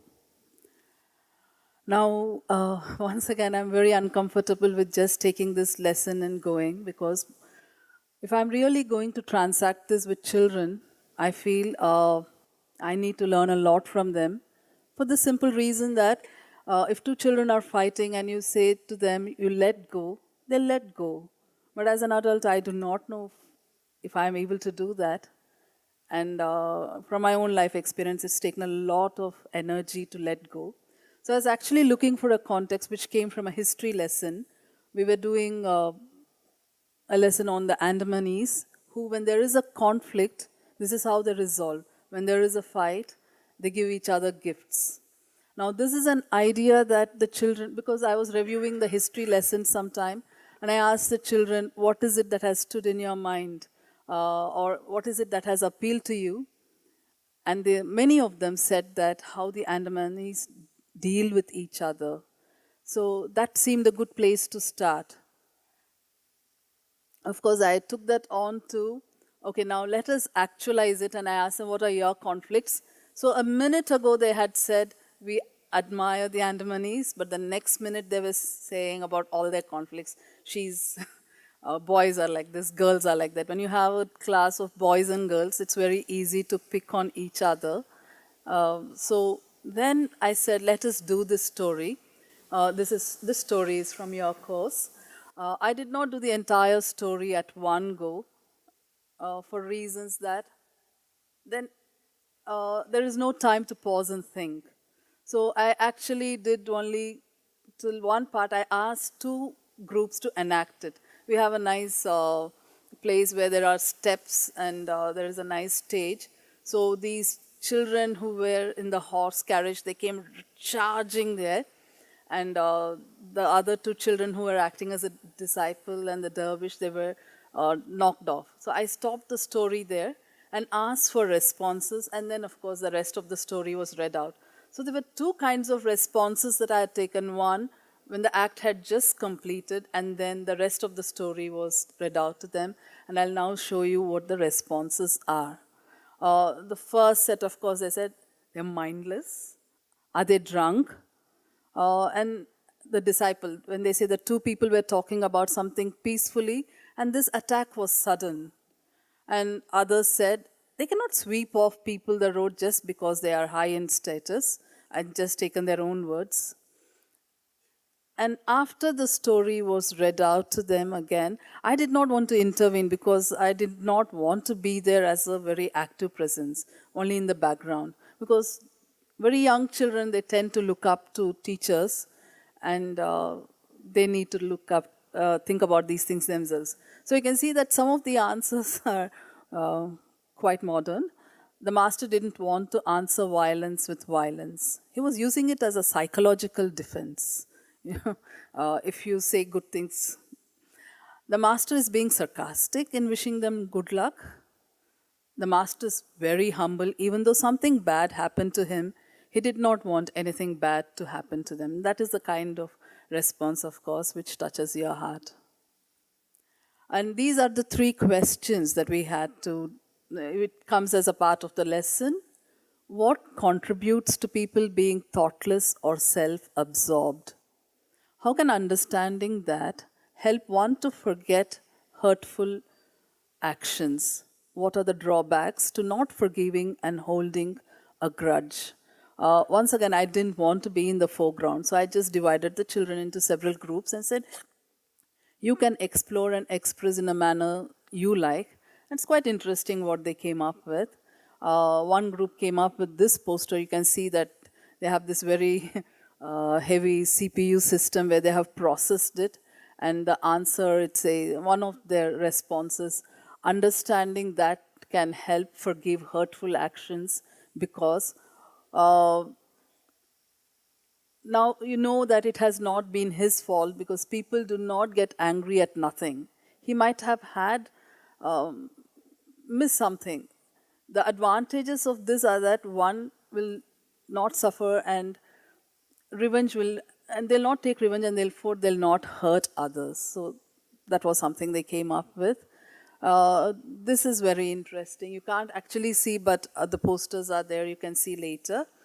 Now, I was quite taken in by this. Once again, it's not very clear, but I can explain what that is. They think this comes from a kind of inconsiderate behavior. And in their minds, when they thought of inconsiderate behavior, they were thinking of how domestic help is treated, how children just throw popcorn, dirty the room, and expect the help to clean it all up. And for a moment, they thought they should put themselves in that place and think of how will the domestic help feel. So now, this, of course, is very organic. You can see that as the tree grew, they were trying to do a mind map. As the tree grew, more and more ideas came. I have a close-up of that. And how can understanding that help one to forgive hurtful action? They say they're not happy with life. The person who does the hurtful deed is not in a correct state of mind. It goes on. They added more and more as they went on. There was yet another group which was quite humorous. They made a script, and the script was also quite simple, the way they conceived it. In the script, they had 3 wise men and 3 foolish men answering these questions. Actually, I found what the foolish man said also quite wise, and I'll share it. It's the same question of what are the drawbacks of not forgiving and holding a grudge? And the answer is, holding a grudge will keep you focused on hating a person, but if you don't, you'll be focusing on hurting everybody. Well, you can't say anything with children. Okay, and then I think this was the second exercise of creating a grudge map, which I started doing it in the methodology that was given in the text. And I was not very comfortable because somewhere I thought that the children were not internalizing it. So I slightly modified that exercise. And I just gave prompts. I divided the children. I think I have 25 children in the class. Take 1 or 2, some children are absent. I asked them to sit in set of 3s. And I would give these prompts. For example, I would say conflict. And I would ask them to immediately write down what came to their mind. So in each group, they had 3 responses. Then I went on to the other words, as shown here: resentment, grudge, anger, rage, and forgiveness. Now, when they each group had 3 responses for each of these prompts, I asked them to make them into a poem, and some really beautiful poems have come up. I may share, I've put them all on the slideshow here, but I'll share 2 of them. Once again, it's not very clear, but I can leave all the resources with anybody who's interested. So it says, conflict breaks out when people began to shout. Conflict is in the state when love opposes hate. Conflicts are documents where the pages are argumentative. It also goes on to say that revenge is as strong as Stonehenge. I'll quickly take you to the last stanza, which says, is this the sort of life we lead? But it is not easy to forgive a hurtful deed. So I think they're quite realistic. They know that this is the way, but they're not able to really come out of it. So this again is a pop-up card kind of a thing. I will skip this because of lack of time. There are some more poems. I'll take you to the last poem, which is this, and I quite like this poem. It goes on thus: liar, cheater, you stole my crayons. Stealer, stealer, I've not stolen your crayons. Why are you throwing my books, stupid fool? Crazy idiot, sorry if I'm using all these words. You slapped me on my face, you pinched my nose, you pushed me and I fell, and it goes on. And suddenly they say, wait, it doesn't make sense. Fighting like this. I picked up his books. He returned my crayons. We shook hands. The heart felt so clean. That, I think, warms your heart. So then next is role play. I did not take any of the things that are here because I needed to have it in the context of our own school. And being with children, I know what they fight about. So these are some of the things some of the role play that I'd given them. The first one is where Nandita has taken Vishak's Rubik's Cube and hidden it to play a prank. She hid it in the dustbin, I think. And she kept saying, I'm sorry, please, I'm sorry. But he was very angry. He said, it is my Rubik's Cube. It is mine. It went on for some time. And then when the class responded, they could see that the willingness not to let go. I think that was the lesson in that. Or exploration, I would say. The second scenario is where Devashrut tries to irritate Vanya. Vanya is a very calm person. Here was a surprise, both for the students and me. Devashrut kept ruffling her. Vanya is a very thin girl. He said, you're so thin, you're a waste of space. You should not exist in school and so on. And Vanya was very calm. She said, I'm fine, really. And somewhere the tables turned. Vanya's passiveness actually was, just by being passive, she was sort of getting the upper hand, and there was a bit of aggression in that. And Vanya herself, when she was hot-seated, it's not like Vanya to be like that. She said, something was happening in me, and it was disturbing. So this again, Anunya and Preetham, boy and girl, audition for the same role. Anunya gets the role, and Preetham is upset. And so he hits hard. He says, you are the teacher's pet. You only got the role because you are a girl, which is... So it just shows how we imprison ourselves when we give way to bitterness. So Now, for other examples, I've not really taken it from this lesson, but I just thought I would share 2 or 3 more examples. Sorry if I'm taking your time, it'll just take another minute. Okay. Now, when we do history, we are looking at prehistory, and this is a book written by our director, Dr. Radhika Herzberger. And children find this very touching. I'll try to explain this poster to you.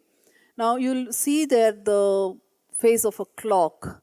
Now, this clock is actually encapsulating 4.54 billion years since Earth began.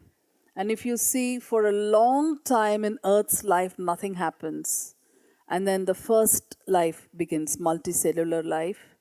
And maybe here the plants are coming, and then the first vertebrate animals, and then the dinosaurs have disappeared. And just before the midnight hour, humans are born. And the kind of havoc we are wreaking on Earth, and Earth gives it back. And I feel goosebumps when I see this, read this. They said, Earth is so forgiving. What better lesson than that about forgiveness? So, Earth is still forgiving, I think. Now, these are taken from some other exercise where they spoke about rituals from their own cultures. So this is a Jain culture where she's talking about one particular festival. Now, I'll not take you through the entire thing, but to have a festival where you forgive, I think is amazing. And she's actually shared in this lesson a card that her mother had given, which is the next slide, where this festival is called Uttam Kshama. On occasion of Samatsari, we seek your forgiveness for our act that have hurt you in any kind. I'm sorry if I'm pronouncing it wrong, Michami Dukkadam. And this is a private thing, but I think it's all right to share it. And the mother writes to the daughter, Beta Uttam Kshama, for all the hurt caused to you by any one of us. We love you, waiting for you to come back and yours. This is again a very touching thing. And this is the last example, and I think I'll just take 2 minutes of yours because I would really like to go through the words. Here is a 12-year-old coming from a village in Himalayas, Satoli, and sharing with us, and it's amazing. The flowering tree, a ritual. In spring, just when the dead-looking trees seem to be flowering, when the cold, dreary winter has passed, and spring brings relief and hope along with it, when the winter silvers and whites are slowly melting into a lush green, that is the most important time of the year for the people of the village, Satoli. On an appointed day, all the villagers meet, all of them, especially the small children. The village together goes to the forest and collects stones, sticks, and vines. They are collected and then kept aside for the moment. Then all the children plant a sapling. All the trees that can be reproduced as saplings are planted as saplings. All these young trees are contributed to the forest. The life keeper of them. The stones and sticks are used to fence the now inexperienced trees. I'm sorry, my eyes, I'm not able to see. Anyway, I'll come to the last bit of this story. The children, because these are the children who plant those trees. So the next year they come and remove the fence around these trees. I'll take you from there. The children whose hands so willingly pat the moist earth around the young tree themselves sleep hungry. And yet, that does not stop them from doing good. It does not stop them from being happy and satisfied, and therefore spreading joy around them as well. The ritual proves that poverty can never hinder kindness and goodwill. In fact, it can only make them all the more earnest and honest. The ritual shows what man can do if he truly is committed to nature. The forest is considered a sacred place. All the villagers are dependent on it for food, lumber, water, shelter, and more. Also, the ritual is an example to show how man has been with nature for a long time, And this, in many cultures, the link emerges in the form of traditions, customs, rituals, and many kinds of art. So with that, I'll come to my... So I think it has come a full circle. That story that was there as a starting point is not a very unidimensional or linear path of you do this, you forgive. I think there are multi-layers in that. For example, there the dervish says that we don't know what the person has suffered, that he is so mean. And here is a story come a full circle where the child says that poverty does not have to stop anyone from being kind. I think it's all in the heart. So my own learning is that teacher and students are both learners. Forgiveness or any other value is multidimensional. It is not easy to explore any value in isolation. And I feel quite humble to say this in presence of His Holiness, because compassion is the key when I say that, and when His Holiness says that there is a world of difference. One can only plant the seeds and remind ourselves to tend gently. Thank you.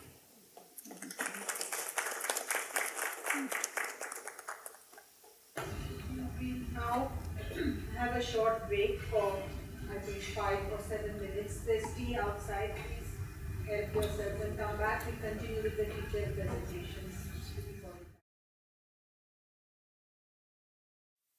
To continue with the teacher presentations, I now call upon Ranjana and Namita from Springdale School, Pusa Road, to please make their presentation. Good morning, everybody. Some picture? No, they are without. Oh. Good morning, everybody. We again took up the module of forgiveness in our school, and we covered an age group from 8 years to 11 years. Like she said, we had to adapt the module depending upon the situation, the age of the students, and a particular topic. So that's how we did. And our session started with the small children. We generally started with a storytelling session. And with the elder ones, we had an open session where we interacted with them through question answers and through various examples taken from real life situations. And it was quite an interactive session that we had with these children. And depending upon their age, their idea of forgiveness and to forgive, it changed. That's what we observed. But in general, I just have to say one thing, that for children, the children look at life with very fresh eyes, and they have no prejudices like we adults. So I just want to say that my colleague Namita here will tell you more in detail about how we conducted the sessions and what were the outcomes of those sessions. While going through the module and as teachers, we felt that we are also learning a lot. And as adults, it's very difficult to come to the terms of the percept of forgive and forget. But still, we have to instill that in our children for a better world. And it's imperative for their own social, emotional health and well-being. And to tell them that it's the morally right thing to do, we have to be the role models also.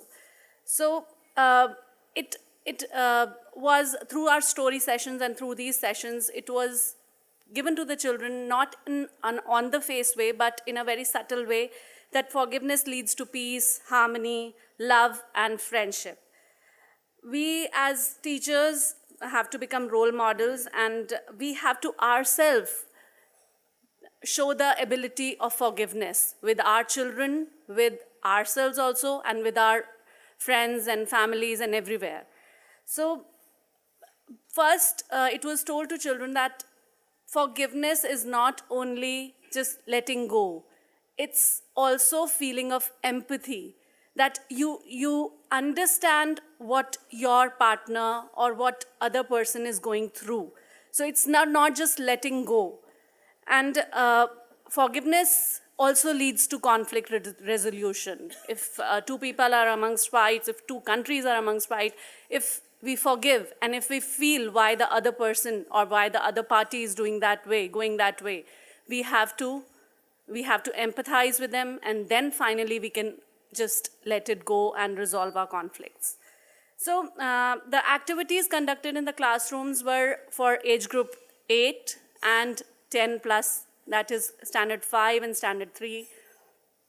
In standard 3, there was a storytelling session. Before the storytelling session, there was an ice-breaking session where the teacher asked the children, what does it mean to forgive somebody? Have you ever forgiven someone in real life? And what does it mean to harbor bitterness? What if we just fight and we just don't talk to each other for a long time? What does it lead to?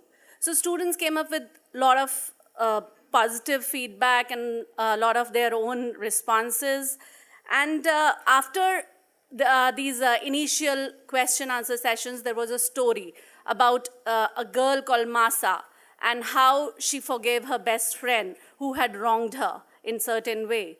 And after this session, then children were asked to, in standard 3, we focused on asking for forgiveness. Whereas in standard 5, we focused on forgiving somebody. How could you just come to the terms of forgiving somebody? In standard 3, when I asked them to fill up a sentence, when I say sorry, I feel.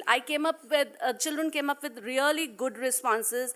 And the best one that touched my heart was when I say sorry. It is from a girl called Adya. And she said, when I say sorry, I feel happy because a burden is lifted from my heart.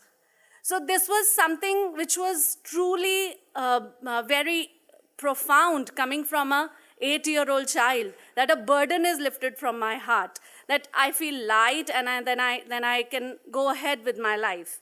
And then another boy, Akash, he is generally a very, very, very soft and mild child in the class. He doesn't interact much, but he also came up with a very nice answer. He said, when I say sorry, I feel happy because our friendship becomes closer and we become friends again. So these all responses just opened up me also as a human being, and I also came to the terms that yes, forgiveness leads to a better world. Then standard 5, where we basically dealt with 11-year-old children, and here we focused on forgiving, how I can come to the terms of forgiving somebody. So the warm-up exercise that was conducted was children gave different meanings as to what the word fighting means. So they came up with different responses, such as fighting means arguments, fighting means quarrel, fighting means rivalry. Then students were asked, as a second activity, students were asked to divide their own social group into 3 main categories of parents, siblings, and friends. And then they were asked to tell which group did they find it most easiest to forgive. Whether it is easier to forgive the parents, whether it is easier to forgive siblings, or whether it is easier to forgive their friends. And here we found that children said that it's most easiest to forgive their parents. It came very naturally to them. Yes, they get angry, but they forgive their parents. And then the second was their friends, and then third category was siblings.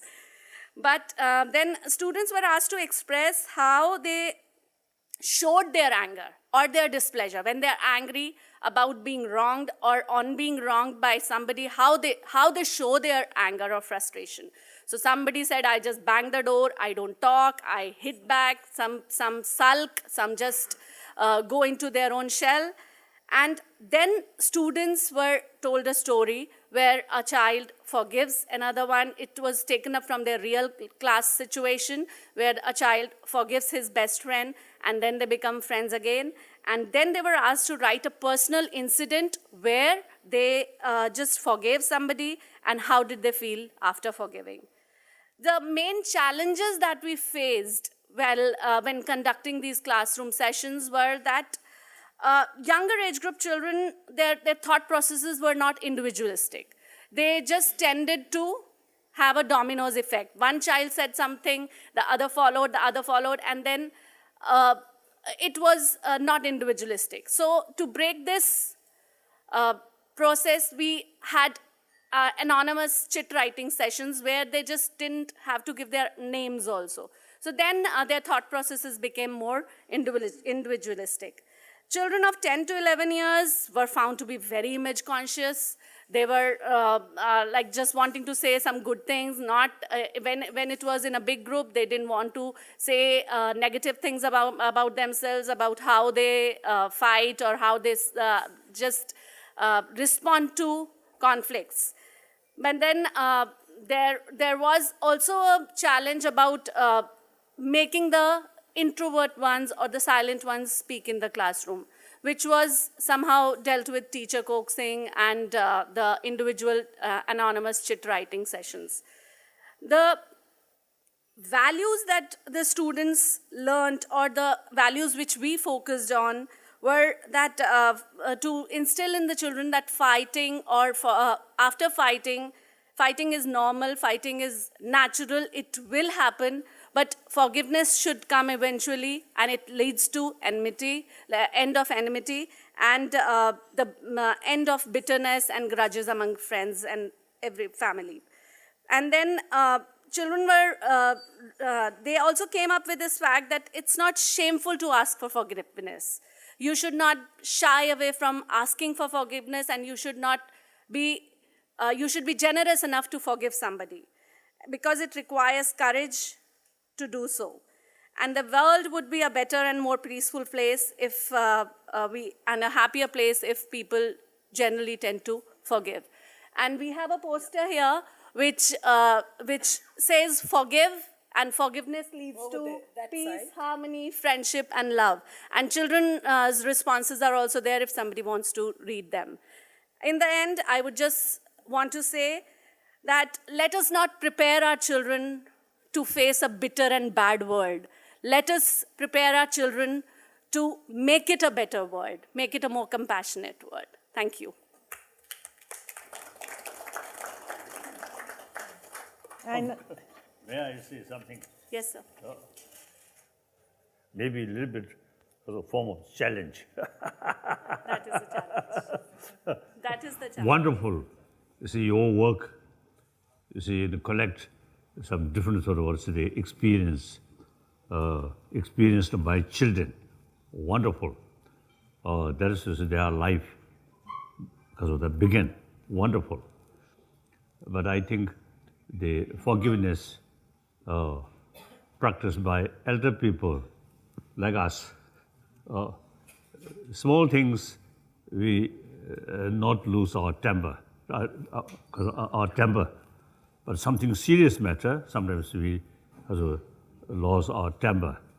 And then, not easy to forgiveness. It's true. Yes. So that you see, keep, although you see, because of the expression, outward expression, smile like that. But here keeps, I want to wait one opportunity, some opportunity comes, hit back. So in any way, you see, these things, I think we need education field, sort of systematic sort of the information or education. The children from young age and through, you see, the sort of colleges or university, they should develop full conviction, the value of compassion. There, compassion there, the sense of responsibility also come. Since you have serious concern of others' well-being, then there is some kind of a sense of commitment, sense of responsibility also come.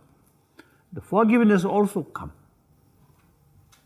So key thing is, I feel, the warm-heartedness. Yes. You see that as you because of the make clear presentation, that more compassionate person, I think we can say a real human being.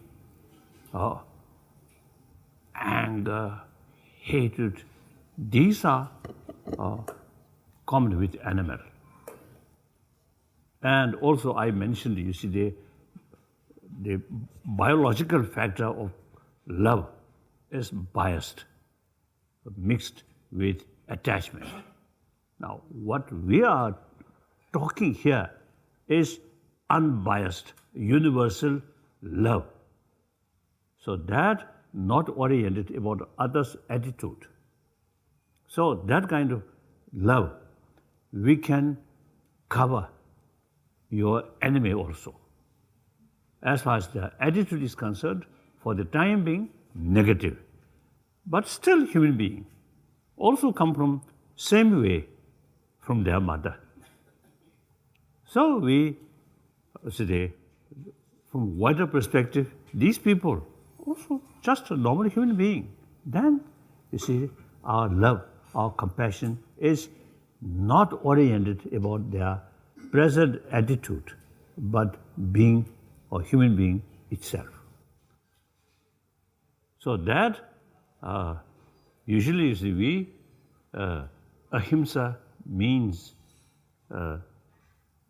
further sort of extent, not only restrain harming human being, but also other sentient beings, animals, birds.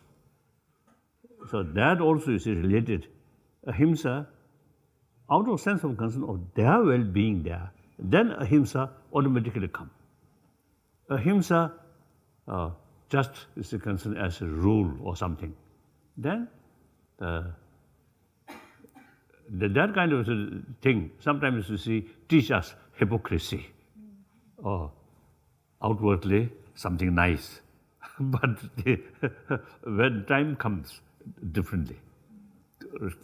Real conviction, ahimsa, combine. Ahimsa, I consider physical, verbal action. That entirely depend on love, compassion, karuna. And I think we can say karuna, some extent, animal also have. Then we, human being, we can use our intelligence as a backer way, supporter or supporting compassion. Then only human being have the ability to develop Mahakaruna. Isn't it? So therefore, you see, any human sort of the moral things must combine with intelligence.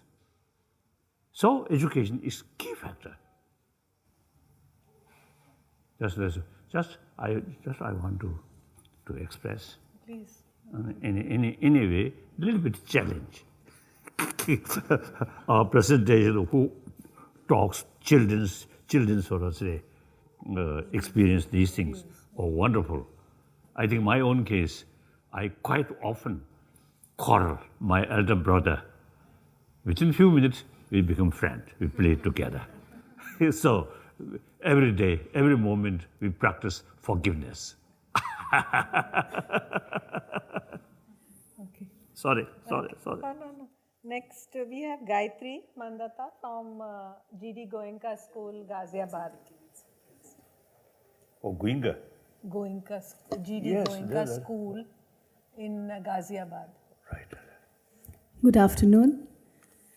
We have also worked on the same module called forgiveness, and we have done this through the role play again. The teacher, this is a classroom situation.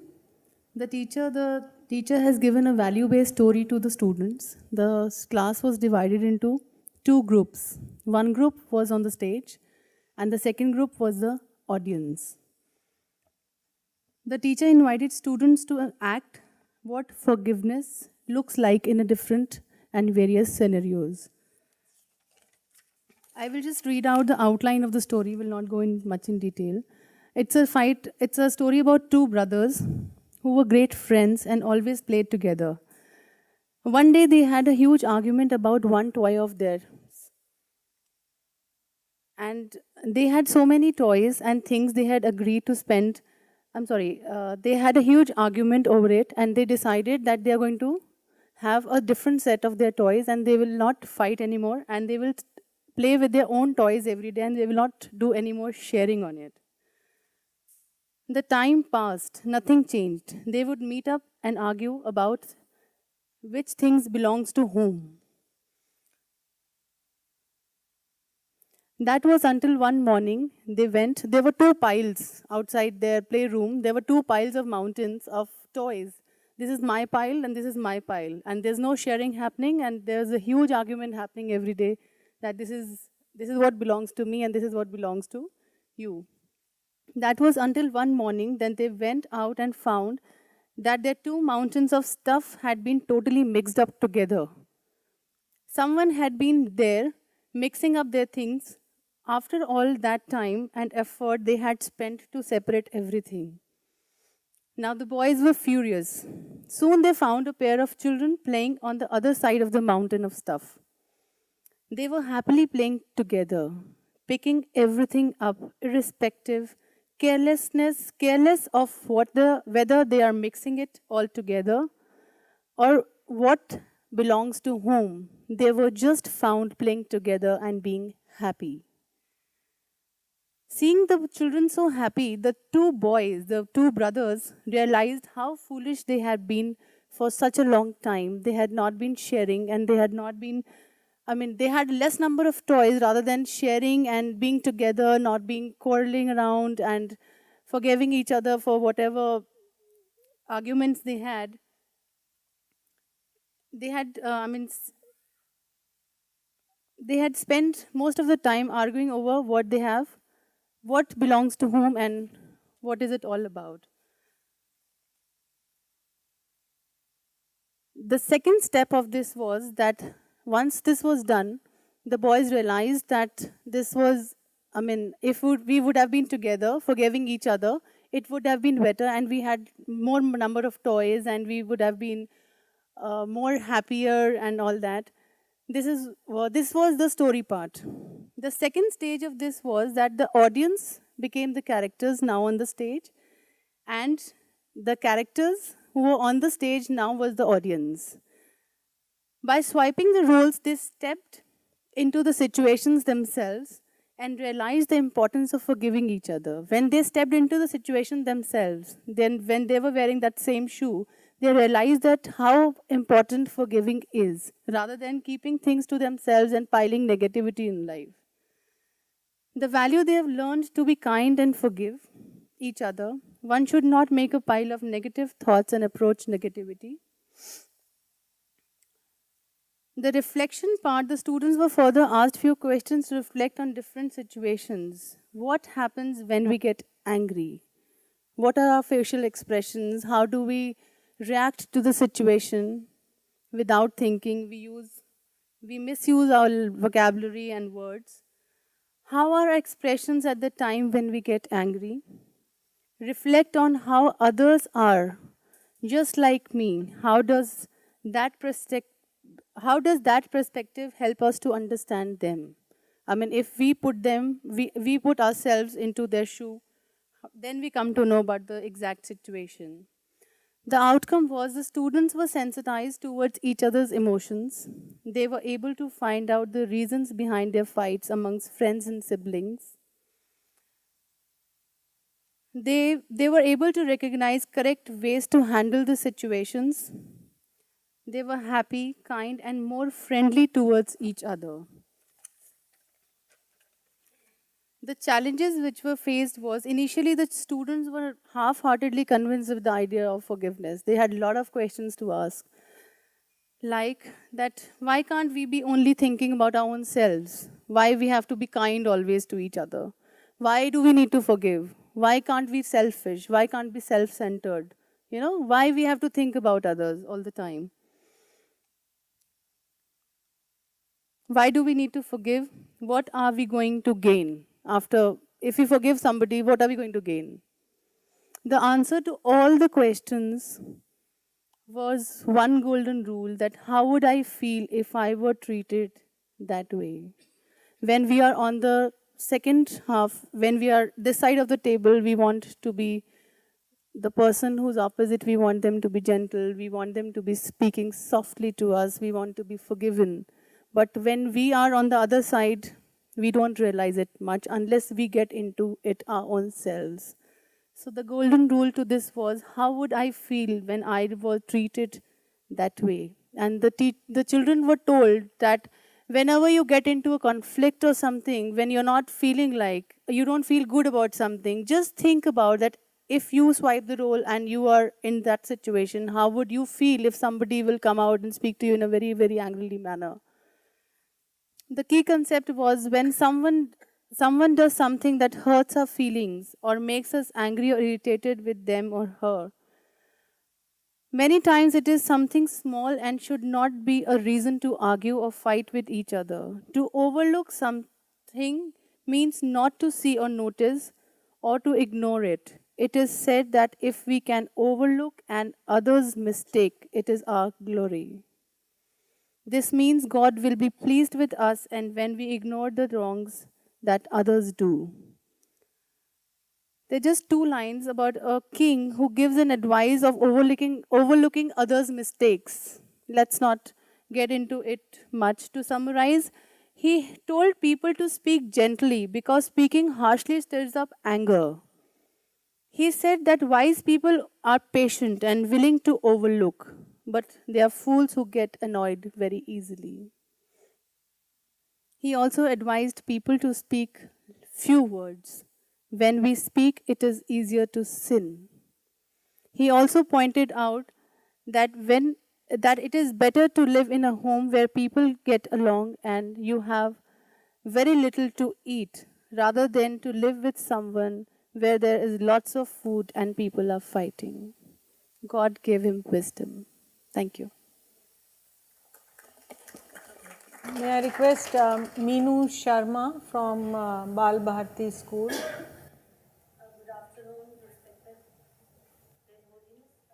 Am I audible? Yeah. Thank you. And a member of co-committee and my dear friends, I am Meenu Sharma, as ma'am has already introduced, from Bal Bharti Public School, Rohini. Life skill and value education are an integral part of our curriculum. From the very basic years of formal education in grade 1 and 2, we have introduced value education through playway method, like storytelling, role-play method. Now, with this module of forgiveness, I started my session in class 3. And I just discussed openly, I asked them, how do you feel when somebody hurts you or somebody takes your belongings? So the response was quite natural. They said, we will kick them. Or I'll repeatedly repeat the same thing as they have done to me. I started the second part of my activity. I started filling a balloon. And they were very enthusiastic that what ma'am has suddenly started in the middle of the ongoing session. So then I explained that balloon represent me and the air I am filling inside it represent my anger. The more angry I am, more air I am going to fill into the balloon. And then I asked what happens if I keep on putting air into the balloon. They collectively responded that it would burst. So I made them aware that anger, if we keep in ourselves, will harm ourselves, not others. So then we did a role-play method where situations were given. They behaved like siblings, snatching each other's toys, a friend who gets annoyed and says something unkind. So they reacted differently in different situations. And then when I asked them, how do you feel now? As I have already told them about forgiveness, their responses were, some said, we'll forgive them. Some said, no, I will take a revenge in the similar way because he has annoyed me. And then this was followed by a worksheet. I have put them on a display board if you want to have a look. That we gave worksheet to the children where we had stars and the things which made them calm, where they took out their anger or they discussed their problem, they had to color them green. So most of them came that we discuss our problem with our grandparents because they're very close to them. And some said with friends. Some said, I hit pillow when I am very angry. And these were the various responses. Now Priya ma'am will conclude our activity. This presentation is our endeavor to reinforce the concept of forgiveness in ours first, then in our young learners. Thank you.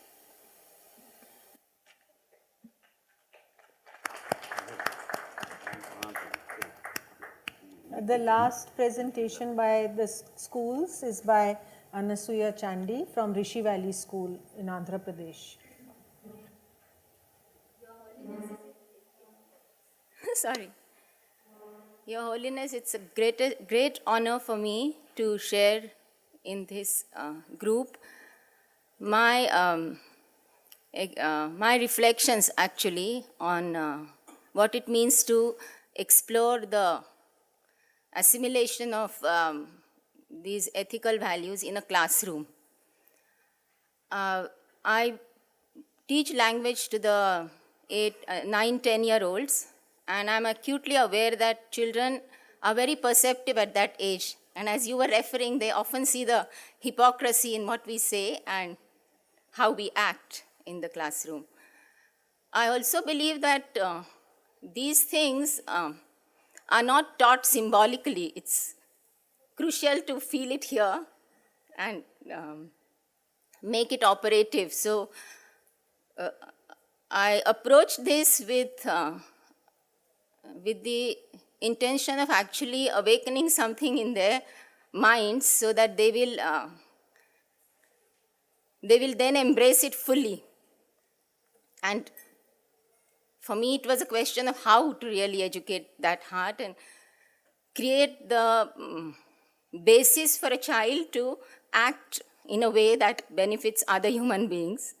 Because I do believe that compassion is the only way in which we will be shifted from dropping our old wrong views of self-cherishing and always looking out for our interest, or as you call it, biased kind of biased interpretation of love, to seeing that it's in giving that we receive, that it's in looking out for the well-being of others, there lies our own well-being. And it wasn't easy because it's not something you can teach. But what is very important in this curriculum framework is the use of stories, because stories speak to the children in ways that we can't.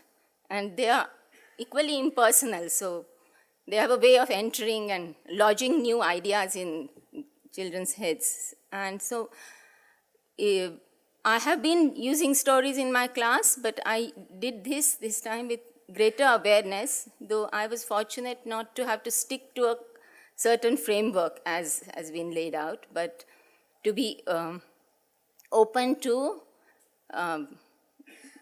seeing how they worked. For that, it was important that I was aware that I was equally afflicted with these whatever negative emotions, that I wasn't embodying them fully, and I was in this sharing the same ground with them and looking within myself to change my wrong views, and also then nudging them or beckoning them or inviting them to share in the same challenge with this approach. And so with that awareness, I started the work with the stories, really, to explore and see what and how what they mean to the child and me in the light of these core ethical values that they represent, and how we can reach to making them shift our understanding of how to make this world a better place, our agency in it, because it's unless we open our minds to this new possibility of looking at things with looking at the world and our relationships to each other in it, and gain a first-hand experience in how important it is to be warm-hearted, as Your Holiness has said, and also treat each other with generosity, so not to sort of judge people, which we do so easily, or label them, and to awaken this kind of awareness where you become large-hearted, you understand that it's important to forgive and also be generous, to be self-introspective is crucial. I also feel that it's like a journey. It's not, you don't do this and imagine that you reached there, but you are in it together. So how to make it a living, breathing journey so that you carry this forward. It's not frozen into that module or this class, but it becomes a dynamic movement or a force that guides your actions in a living way from day to day, moment to moment. So I will just read out the strength I found in using stories. So I feel stories work like magic and help us see our own inner true selves as they really are. They put us clearly and sharply in touch with the reality of our minds and provide an opportunity to look at ourselves and our responses. This is because a person takes from the story only what he or she is ready for at any point. And to emphasize this, I very consciously tried not to analyze the story too much, but narrate it and experience it in a way which was with many pauses for silence, instead of, so that they reflected on it and in quietness to gather the energies together. So whatever they had to say or wanted to say about the story and questions they had, they wrote quietly and then asked, after maintaining a minute's silence first, before beginning the work with the story, which is narrating it and acting it sometimes, and also further activities. It was punctuated with quietness, because I think that's a very important tool which brings us in touch with ourselves, our minds. And so all the multiple levels in a story, I feel, unfold in dramatically distinct ways in each individual, relative to the stage of readiness and capacity of his or her mind, and the quality of engagement that the person, child or adult, brings to it at the time of the lesson. So each person's state of mind at the time of listening or reading a story affects the reach and impact of that metaphor or message inherent in a story. There is some value in unfolding it, but it should be mutual and not sort of top-down from teacher to student. And I feel that if the teacher tries to direct this process too much by overlaying the experience of any story with moral judgments and unwittingly but surely sort of pushes it in one direction, trying to reach to that embodied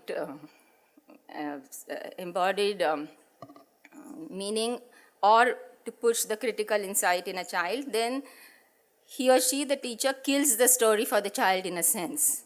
It can inhibit the process that the story would have catalyzed otherwise, because it is a story of, it is a process, not story, of personal discovery for a child. And it holds out an invitation to embodying that ethical value, but it's very individual. And so I feel it never must be directed or rushed towards a result of creating some kind of embodied understanding that as the teacher understands it in herself. And the gentle workings of a story will surely, I think, unfold to a willing listener who gleans his or her own meaning and significance through his agency. And then this invitation becomes powerful in the way that it can sow the seeds of change in a person. And what I was earlier sharing with Meenakshi when she visited school, I could see the change in students in the sense they stopped reacting the way they were habitually used to saying. So instead of saying, shut up to the other person, there was a more reflective response because we were discussing how important it is to shed our old habits and pick up new ones that show infused with respect and compassion towards each other. So that was a very healthy outcome from this process, that they started turning back and looking and reflecting on what is their real nature, how are they operating. Is it from self-interest or... So I feel that it was a good exercise. In no way is it complete. And I am very grateful to have had the opportunity of trying to convey something in this way, in a conscious way. Because I personally believe that these things are not, you can't teach them. They have to be in the air and then you pick it up from, if you are told don't speak but listen, it doesn't work. You have to learn from experience that letting the other person speak and listening to him or her has much that can be good for you by just being purely a good listener, even if something that you are hearing is not what you want to hear. It's a training for you somewhat. So, yeah. So I'm very glad that I had this opportunity, and I thank you for this effort.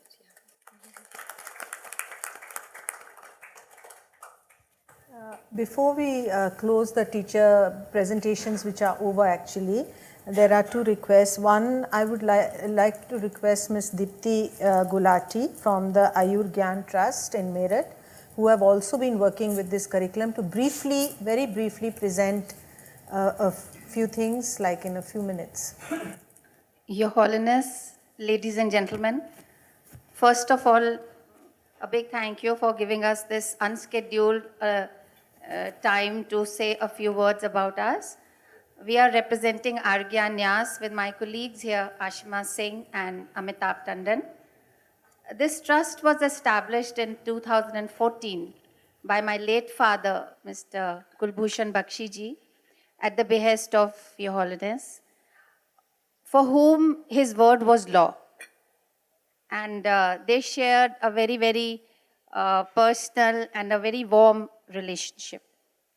So when the discussion of having such curriculum surfaced between them, he took it to as his last work that he wanted to do, before leaving this world. And so he established a trust, and under the mentorship of Professor Samdong Rinpoche and Professor Geshe Nawang Samtin, we started on this journey. We collected some like-minded people, and the training started to happen.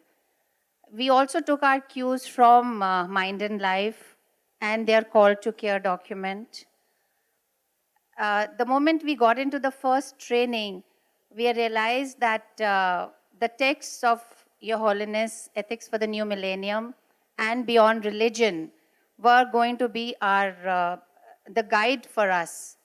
And also that we were very, as trainers, we were very inadequate to take this work forward. So our training started to happen on the texts and ethics of restraint, virtue, compassion, universal responsibilities, so discernment.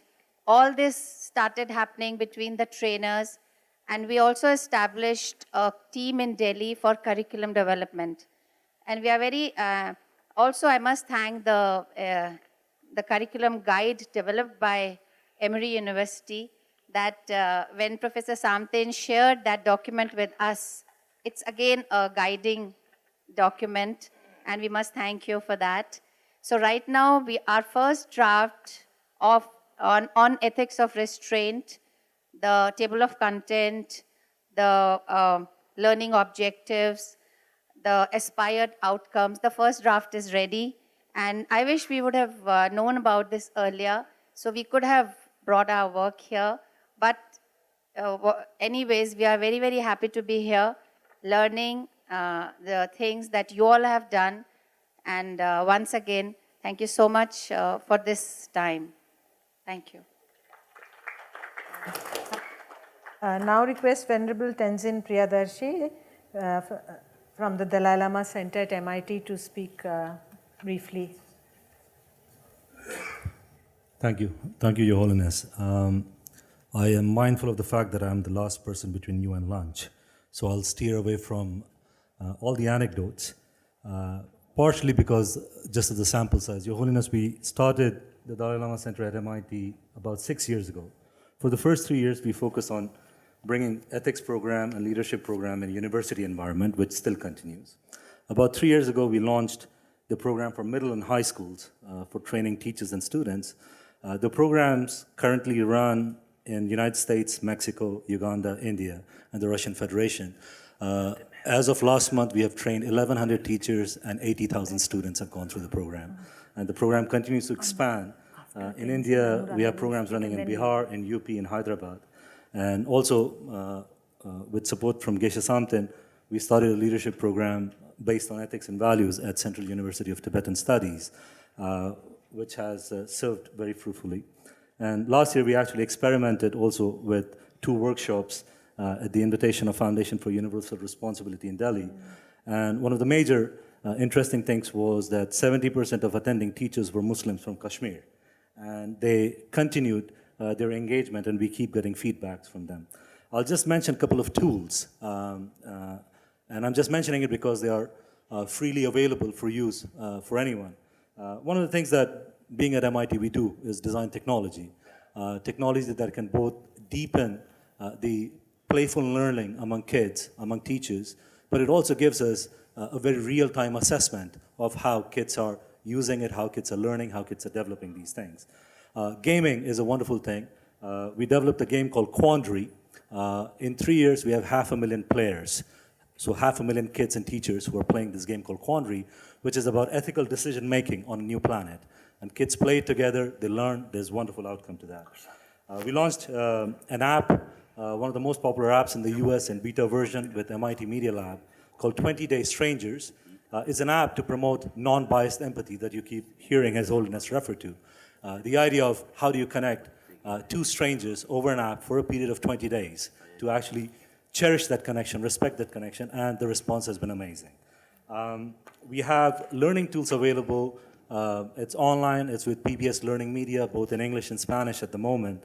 That has short videos and curriculums available for teachers to do some of these programs. One of the things that we emphasize and we remind teachers constantly is we don't want to teach values. We want to teach with values. And there's a major distinction between the two, because the moment you try to teach values, you become prescriptive and students lose interest, and all the data shows that. In terms of the idea of competencies, and I really enjoyed the presentation early on, and one of our areas of engagement at Colombia, they just signed the peace treaties. We have been working for them for 2 years. And in Colombia, our program is going nationwide. And one of the things is that the notion of 9 to 10 competencies is not a new idea. UNICEF tried it, UNCHR tried it, and there are a lot of obstacles in that. So one of the things that I would urge is to study the obstacles, because that's what we tried to do in the first 3 years, which is why are existing programs not working? And that gives us some wonderful methods to revise the pedagogy and be pliant with it. In terms of assessment, we have a multidisciplinary team comprising of brain and cognitive scientists, social psychologists, organizational behaviors, and we have a multidimensional sort of methods that we're utilizing right now. And because we're interested in scale, so it's not just looking at how 100 people are reacting or responding to the study in 3 years or 5 years. We're actually trying to build, and we can build the algorithms that would assess how 100,000, 200,000 people are studying and responding to these things. And one last anecdote, because of this conversation on secular and universal. I actually like the word secular, Your Holiness. A few years ago, the former president of India, Shankar Dayal Sharma, who was also a very good thinker. Not all presidents are good thinker. He was a good thinker. And we had this very conversation around secular and universal. And he reminded people, he was in Shantiniketan giving a valedictorian address, and he reminded people that the word secular in Indian context is a very educated term because it is used from the time of Ashoka, that it finds its reference in Ashokan edict, and the idea of secular is Sarv Dharm Sambhav. And the idea of Sarv Dharm Sambhav is not just all religious, but all philosophical traditions, all belief systems to come together. The word universal is a bit problematic also because it actually conveys the idea that it is dictatorial. Whenever we talk about universal or the idea of universal, in 19th century, in modernity, whenever we tried to make something universal, it was this imperialistic idea. So if we go with the idea of universal ethics or universal values, it will obviously raise the issue that my ethics, my values should become universal. And I don't believe that is the intent of the secular ethics program. Thank you. I now request Dr. Anuradha Sharma from the Kothari Center to sum up the presentations for discussion. These are some of the observations that emerged out of listening to these discussions over the last two meetings, and this one and the prior one. So basically, out of the two modules that were suggested for the teachers to take up, forgiveness and emotional awareness, surprisingly, most of them have taken forgiveness.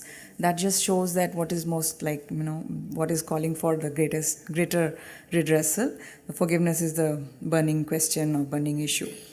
So the issues and the distress emerging out of the absence of forgiveness were very apparent when the idea of forgiveness was presented to young students.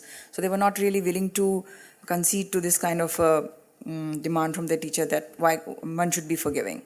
Instances of mutual interpersonal relationships deeply marked by anger, hate, complaints were many and frequent. The sense of being wronged by someone is very pronounced in most of these narratives of relationships gone wrong. And to give up this idea of having been hurt is not easy, just as it is not easy to forgive. Now, discussions of these issues by the teachers with their students initially showed a uniform pattern. All of them were unwilling to forgive the person who they think they had wronged them. Most of them saw no logic behind forgiving them. Several felt that this may put them at the risk of being hurt again, and being aware of the intentions of the other was seen appropriate for the sake of self-preservation. Now, a privileged standpoint that teachers have here is that of being a coach and of having students listen to them from a certain mindset that is coachable. That is, there's a learnability available as a privilege to the teachers, like the students are ready to learn from their teacher. That's a tool available to the teacher already. The teachers have been stopping or halting the already present narrative of the improbability of forgiveness as a response to a hurt. This strong feeling was suspended for a while on the behest of the teacher. The already resolved episodes of hurt, that is already resolved, that the students believe that they have resolved it, the already resolved episodes of hurt were brought out again to be deconstructed and then arranged again with the help of new insights and new pathways of looking at the same issues and its units. They were guided towards another way of looking at their own stories and events. The set pathways of dealing with these matters were reset. So they were done through redefining the other by just suggesting that you could just look at them as just like you. Then there were the usual response was that the hurt was intentional. It was an intentional intentional act of hurting. The teacher reset that pattern by suggesting that perhaps it was unintentional, perhaps it was an indicator of a bigger issue that the perpetrator was dealing with. And then there was another very often presented argument of this is the obvious reaction if somebody hurts us. So the teachers suggested that can there be other ways of responding to the similar situation?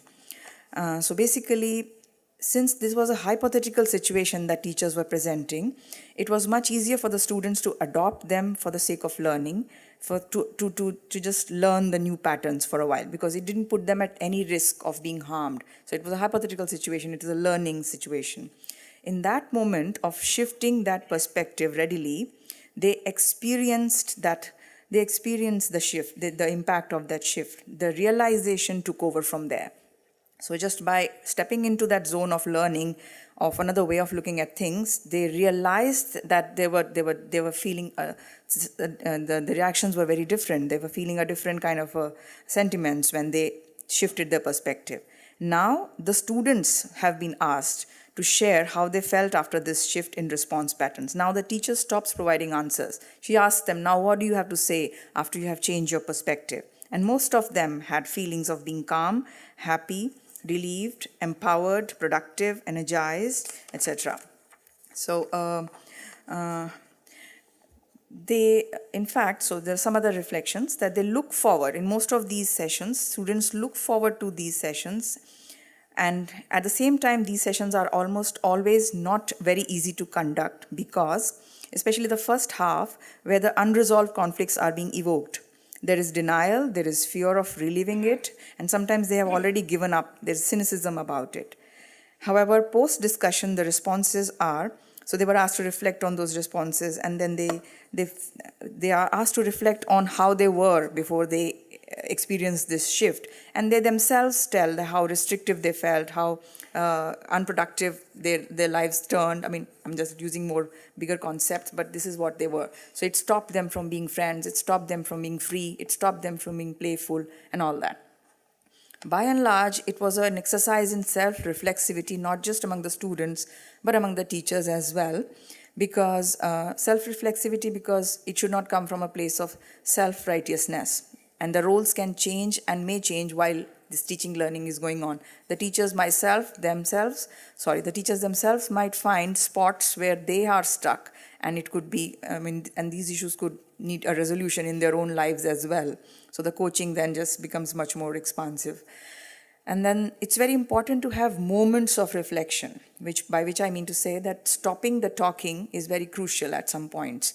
Because unless there are those moments which appear in the course of the discussion, the self doesn't get in time to intervene, and self doesn't get time to really experience what is being discussed. So sometimes silences, sometimes moments of reflection are very crucial to make this exercise more meaningful.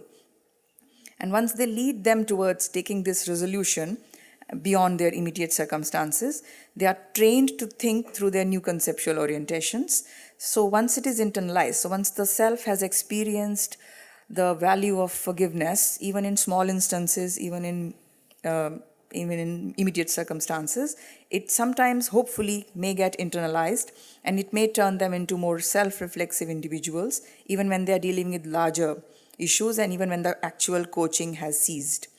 So the answers are forthcoming that indicate what was perhaps intended. So what was intended is not then needs to be told by the teacher, but then the answers are forthcoming from the students. So I'm talking of more successful sessions.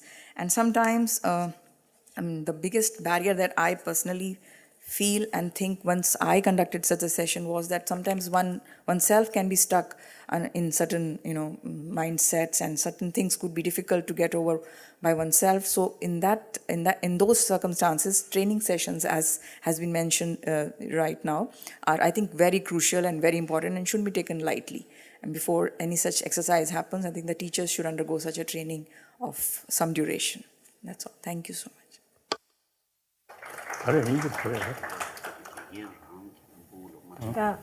Just to, I don't know if we have time for discussion now or at the end, perhaps after all the presentations, after lunch and all the presentations are over.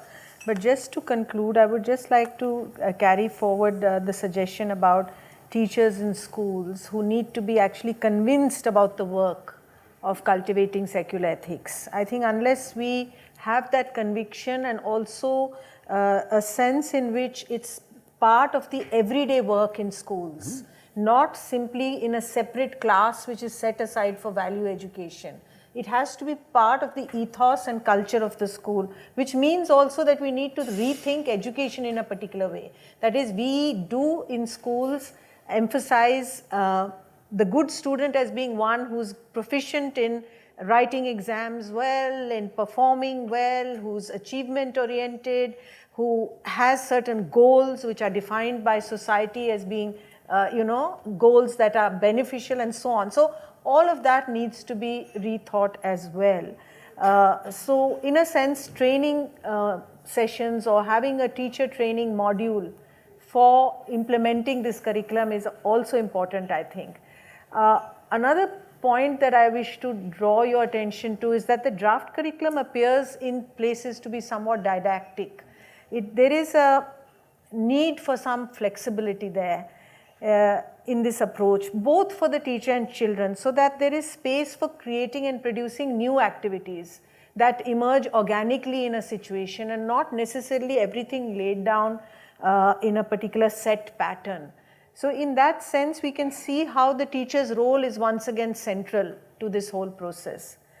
And the teacher who needs to work more as a facilitator rather than as something, somebody who's teaching. So really as an explorer of his or her own fear, own jealousy, own anger, and that whole hypocrisy and so on. First, to be able to understand that before he or she can really work with students. Finally, I have just something which I would like to ask Your Holiness, that there is a problem in at least in my understanding, I may be very wrong, but how the draft curriculum seeks to actually provide an image to the child or to the teacher of what it is that they should strive to be. So there is an image that this is what one must strive to be, that is a good human being. Okay, it's an ideal. And we are setting up this ideal in the minds of the children. We are this, but we can strive to be that. And that is something better than what we are today.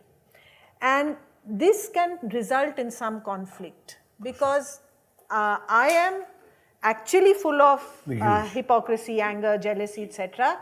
But we are setting up a picture that this is what you can be. And the reality is today of what is. That is, the what is the now. The what is my own limitations. So my submission to you would be that we also have something that where we look at what we are now and move from there. Because if we have set up a picture of this is the good child, this is a value, then in a sense it might also result in a kind of conflict. And to be actually aware of this, an awareness of this what is, what we are now, to be aware of that, and that in our work to be cultivating compassion, we actually see that as something that we are not therefore becoming virtuous or self-righteous, and there's that other whole thing that goes along with it, which is also problematic. So I don't know if I've made any sense, but that is something that I've been wanting to communicate to you for some time. So I don't know. Shut up. Shut up.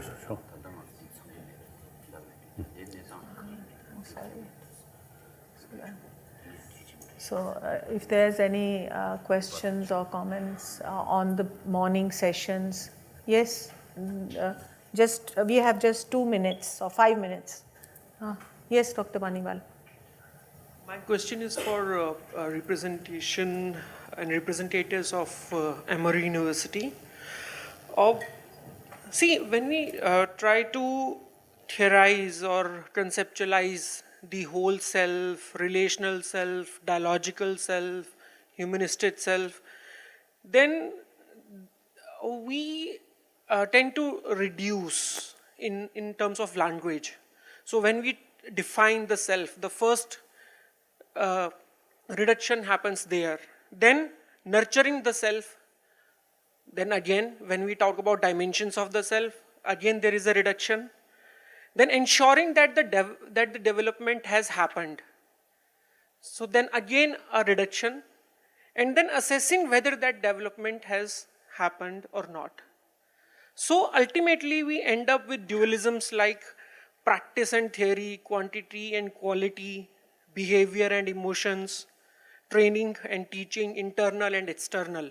So the whole unified holistic idea with which we began has now come into different concepts. And then it becomes very difficult to again join them together and come back to the whole or holistic idea again.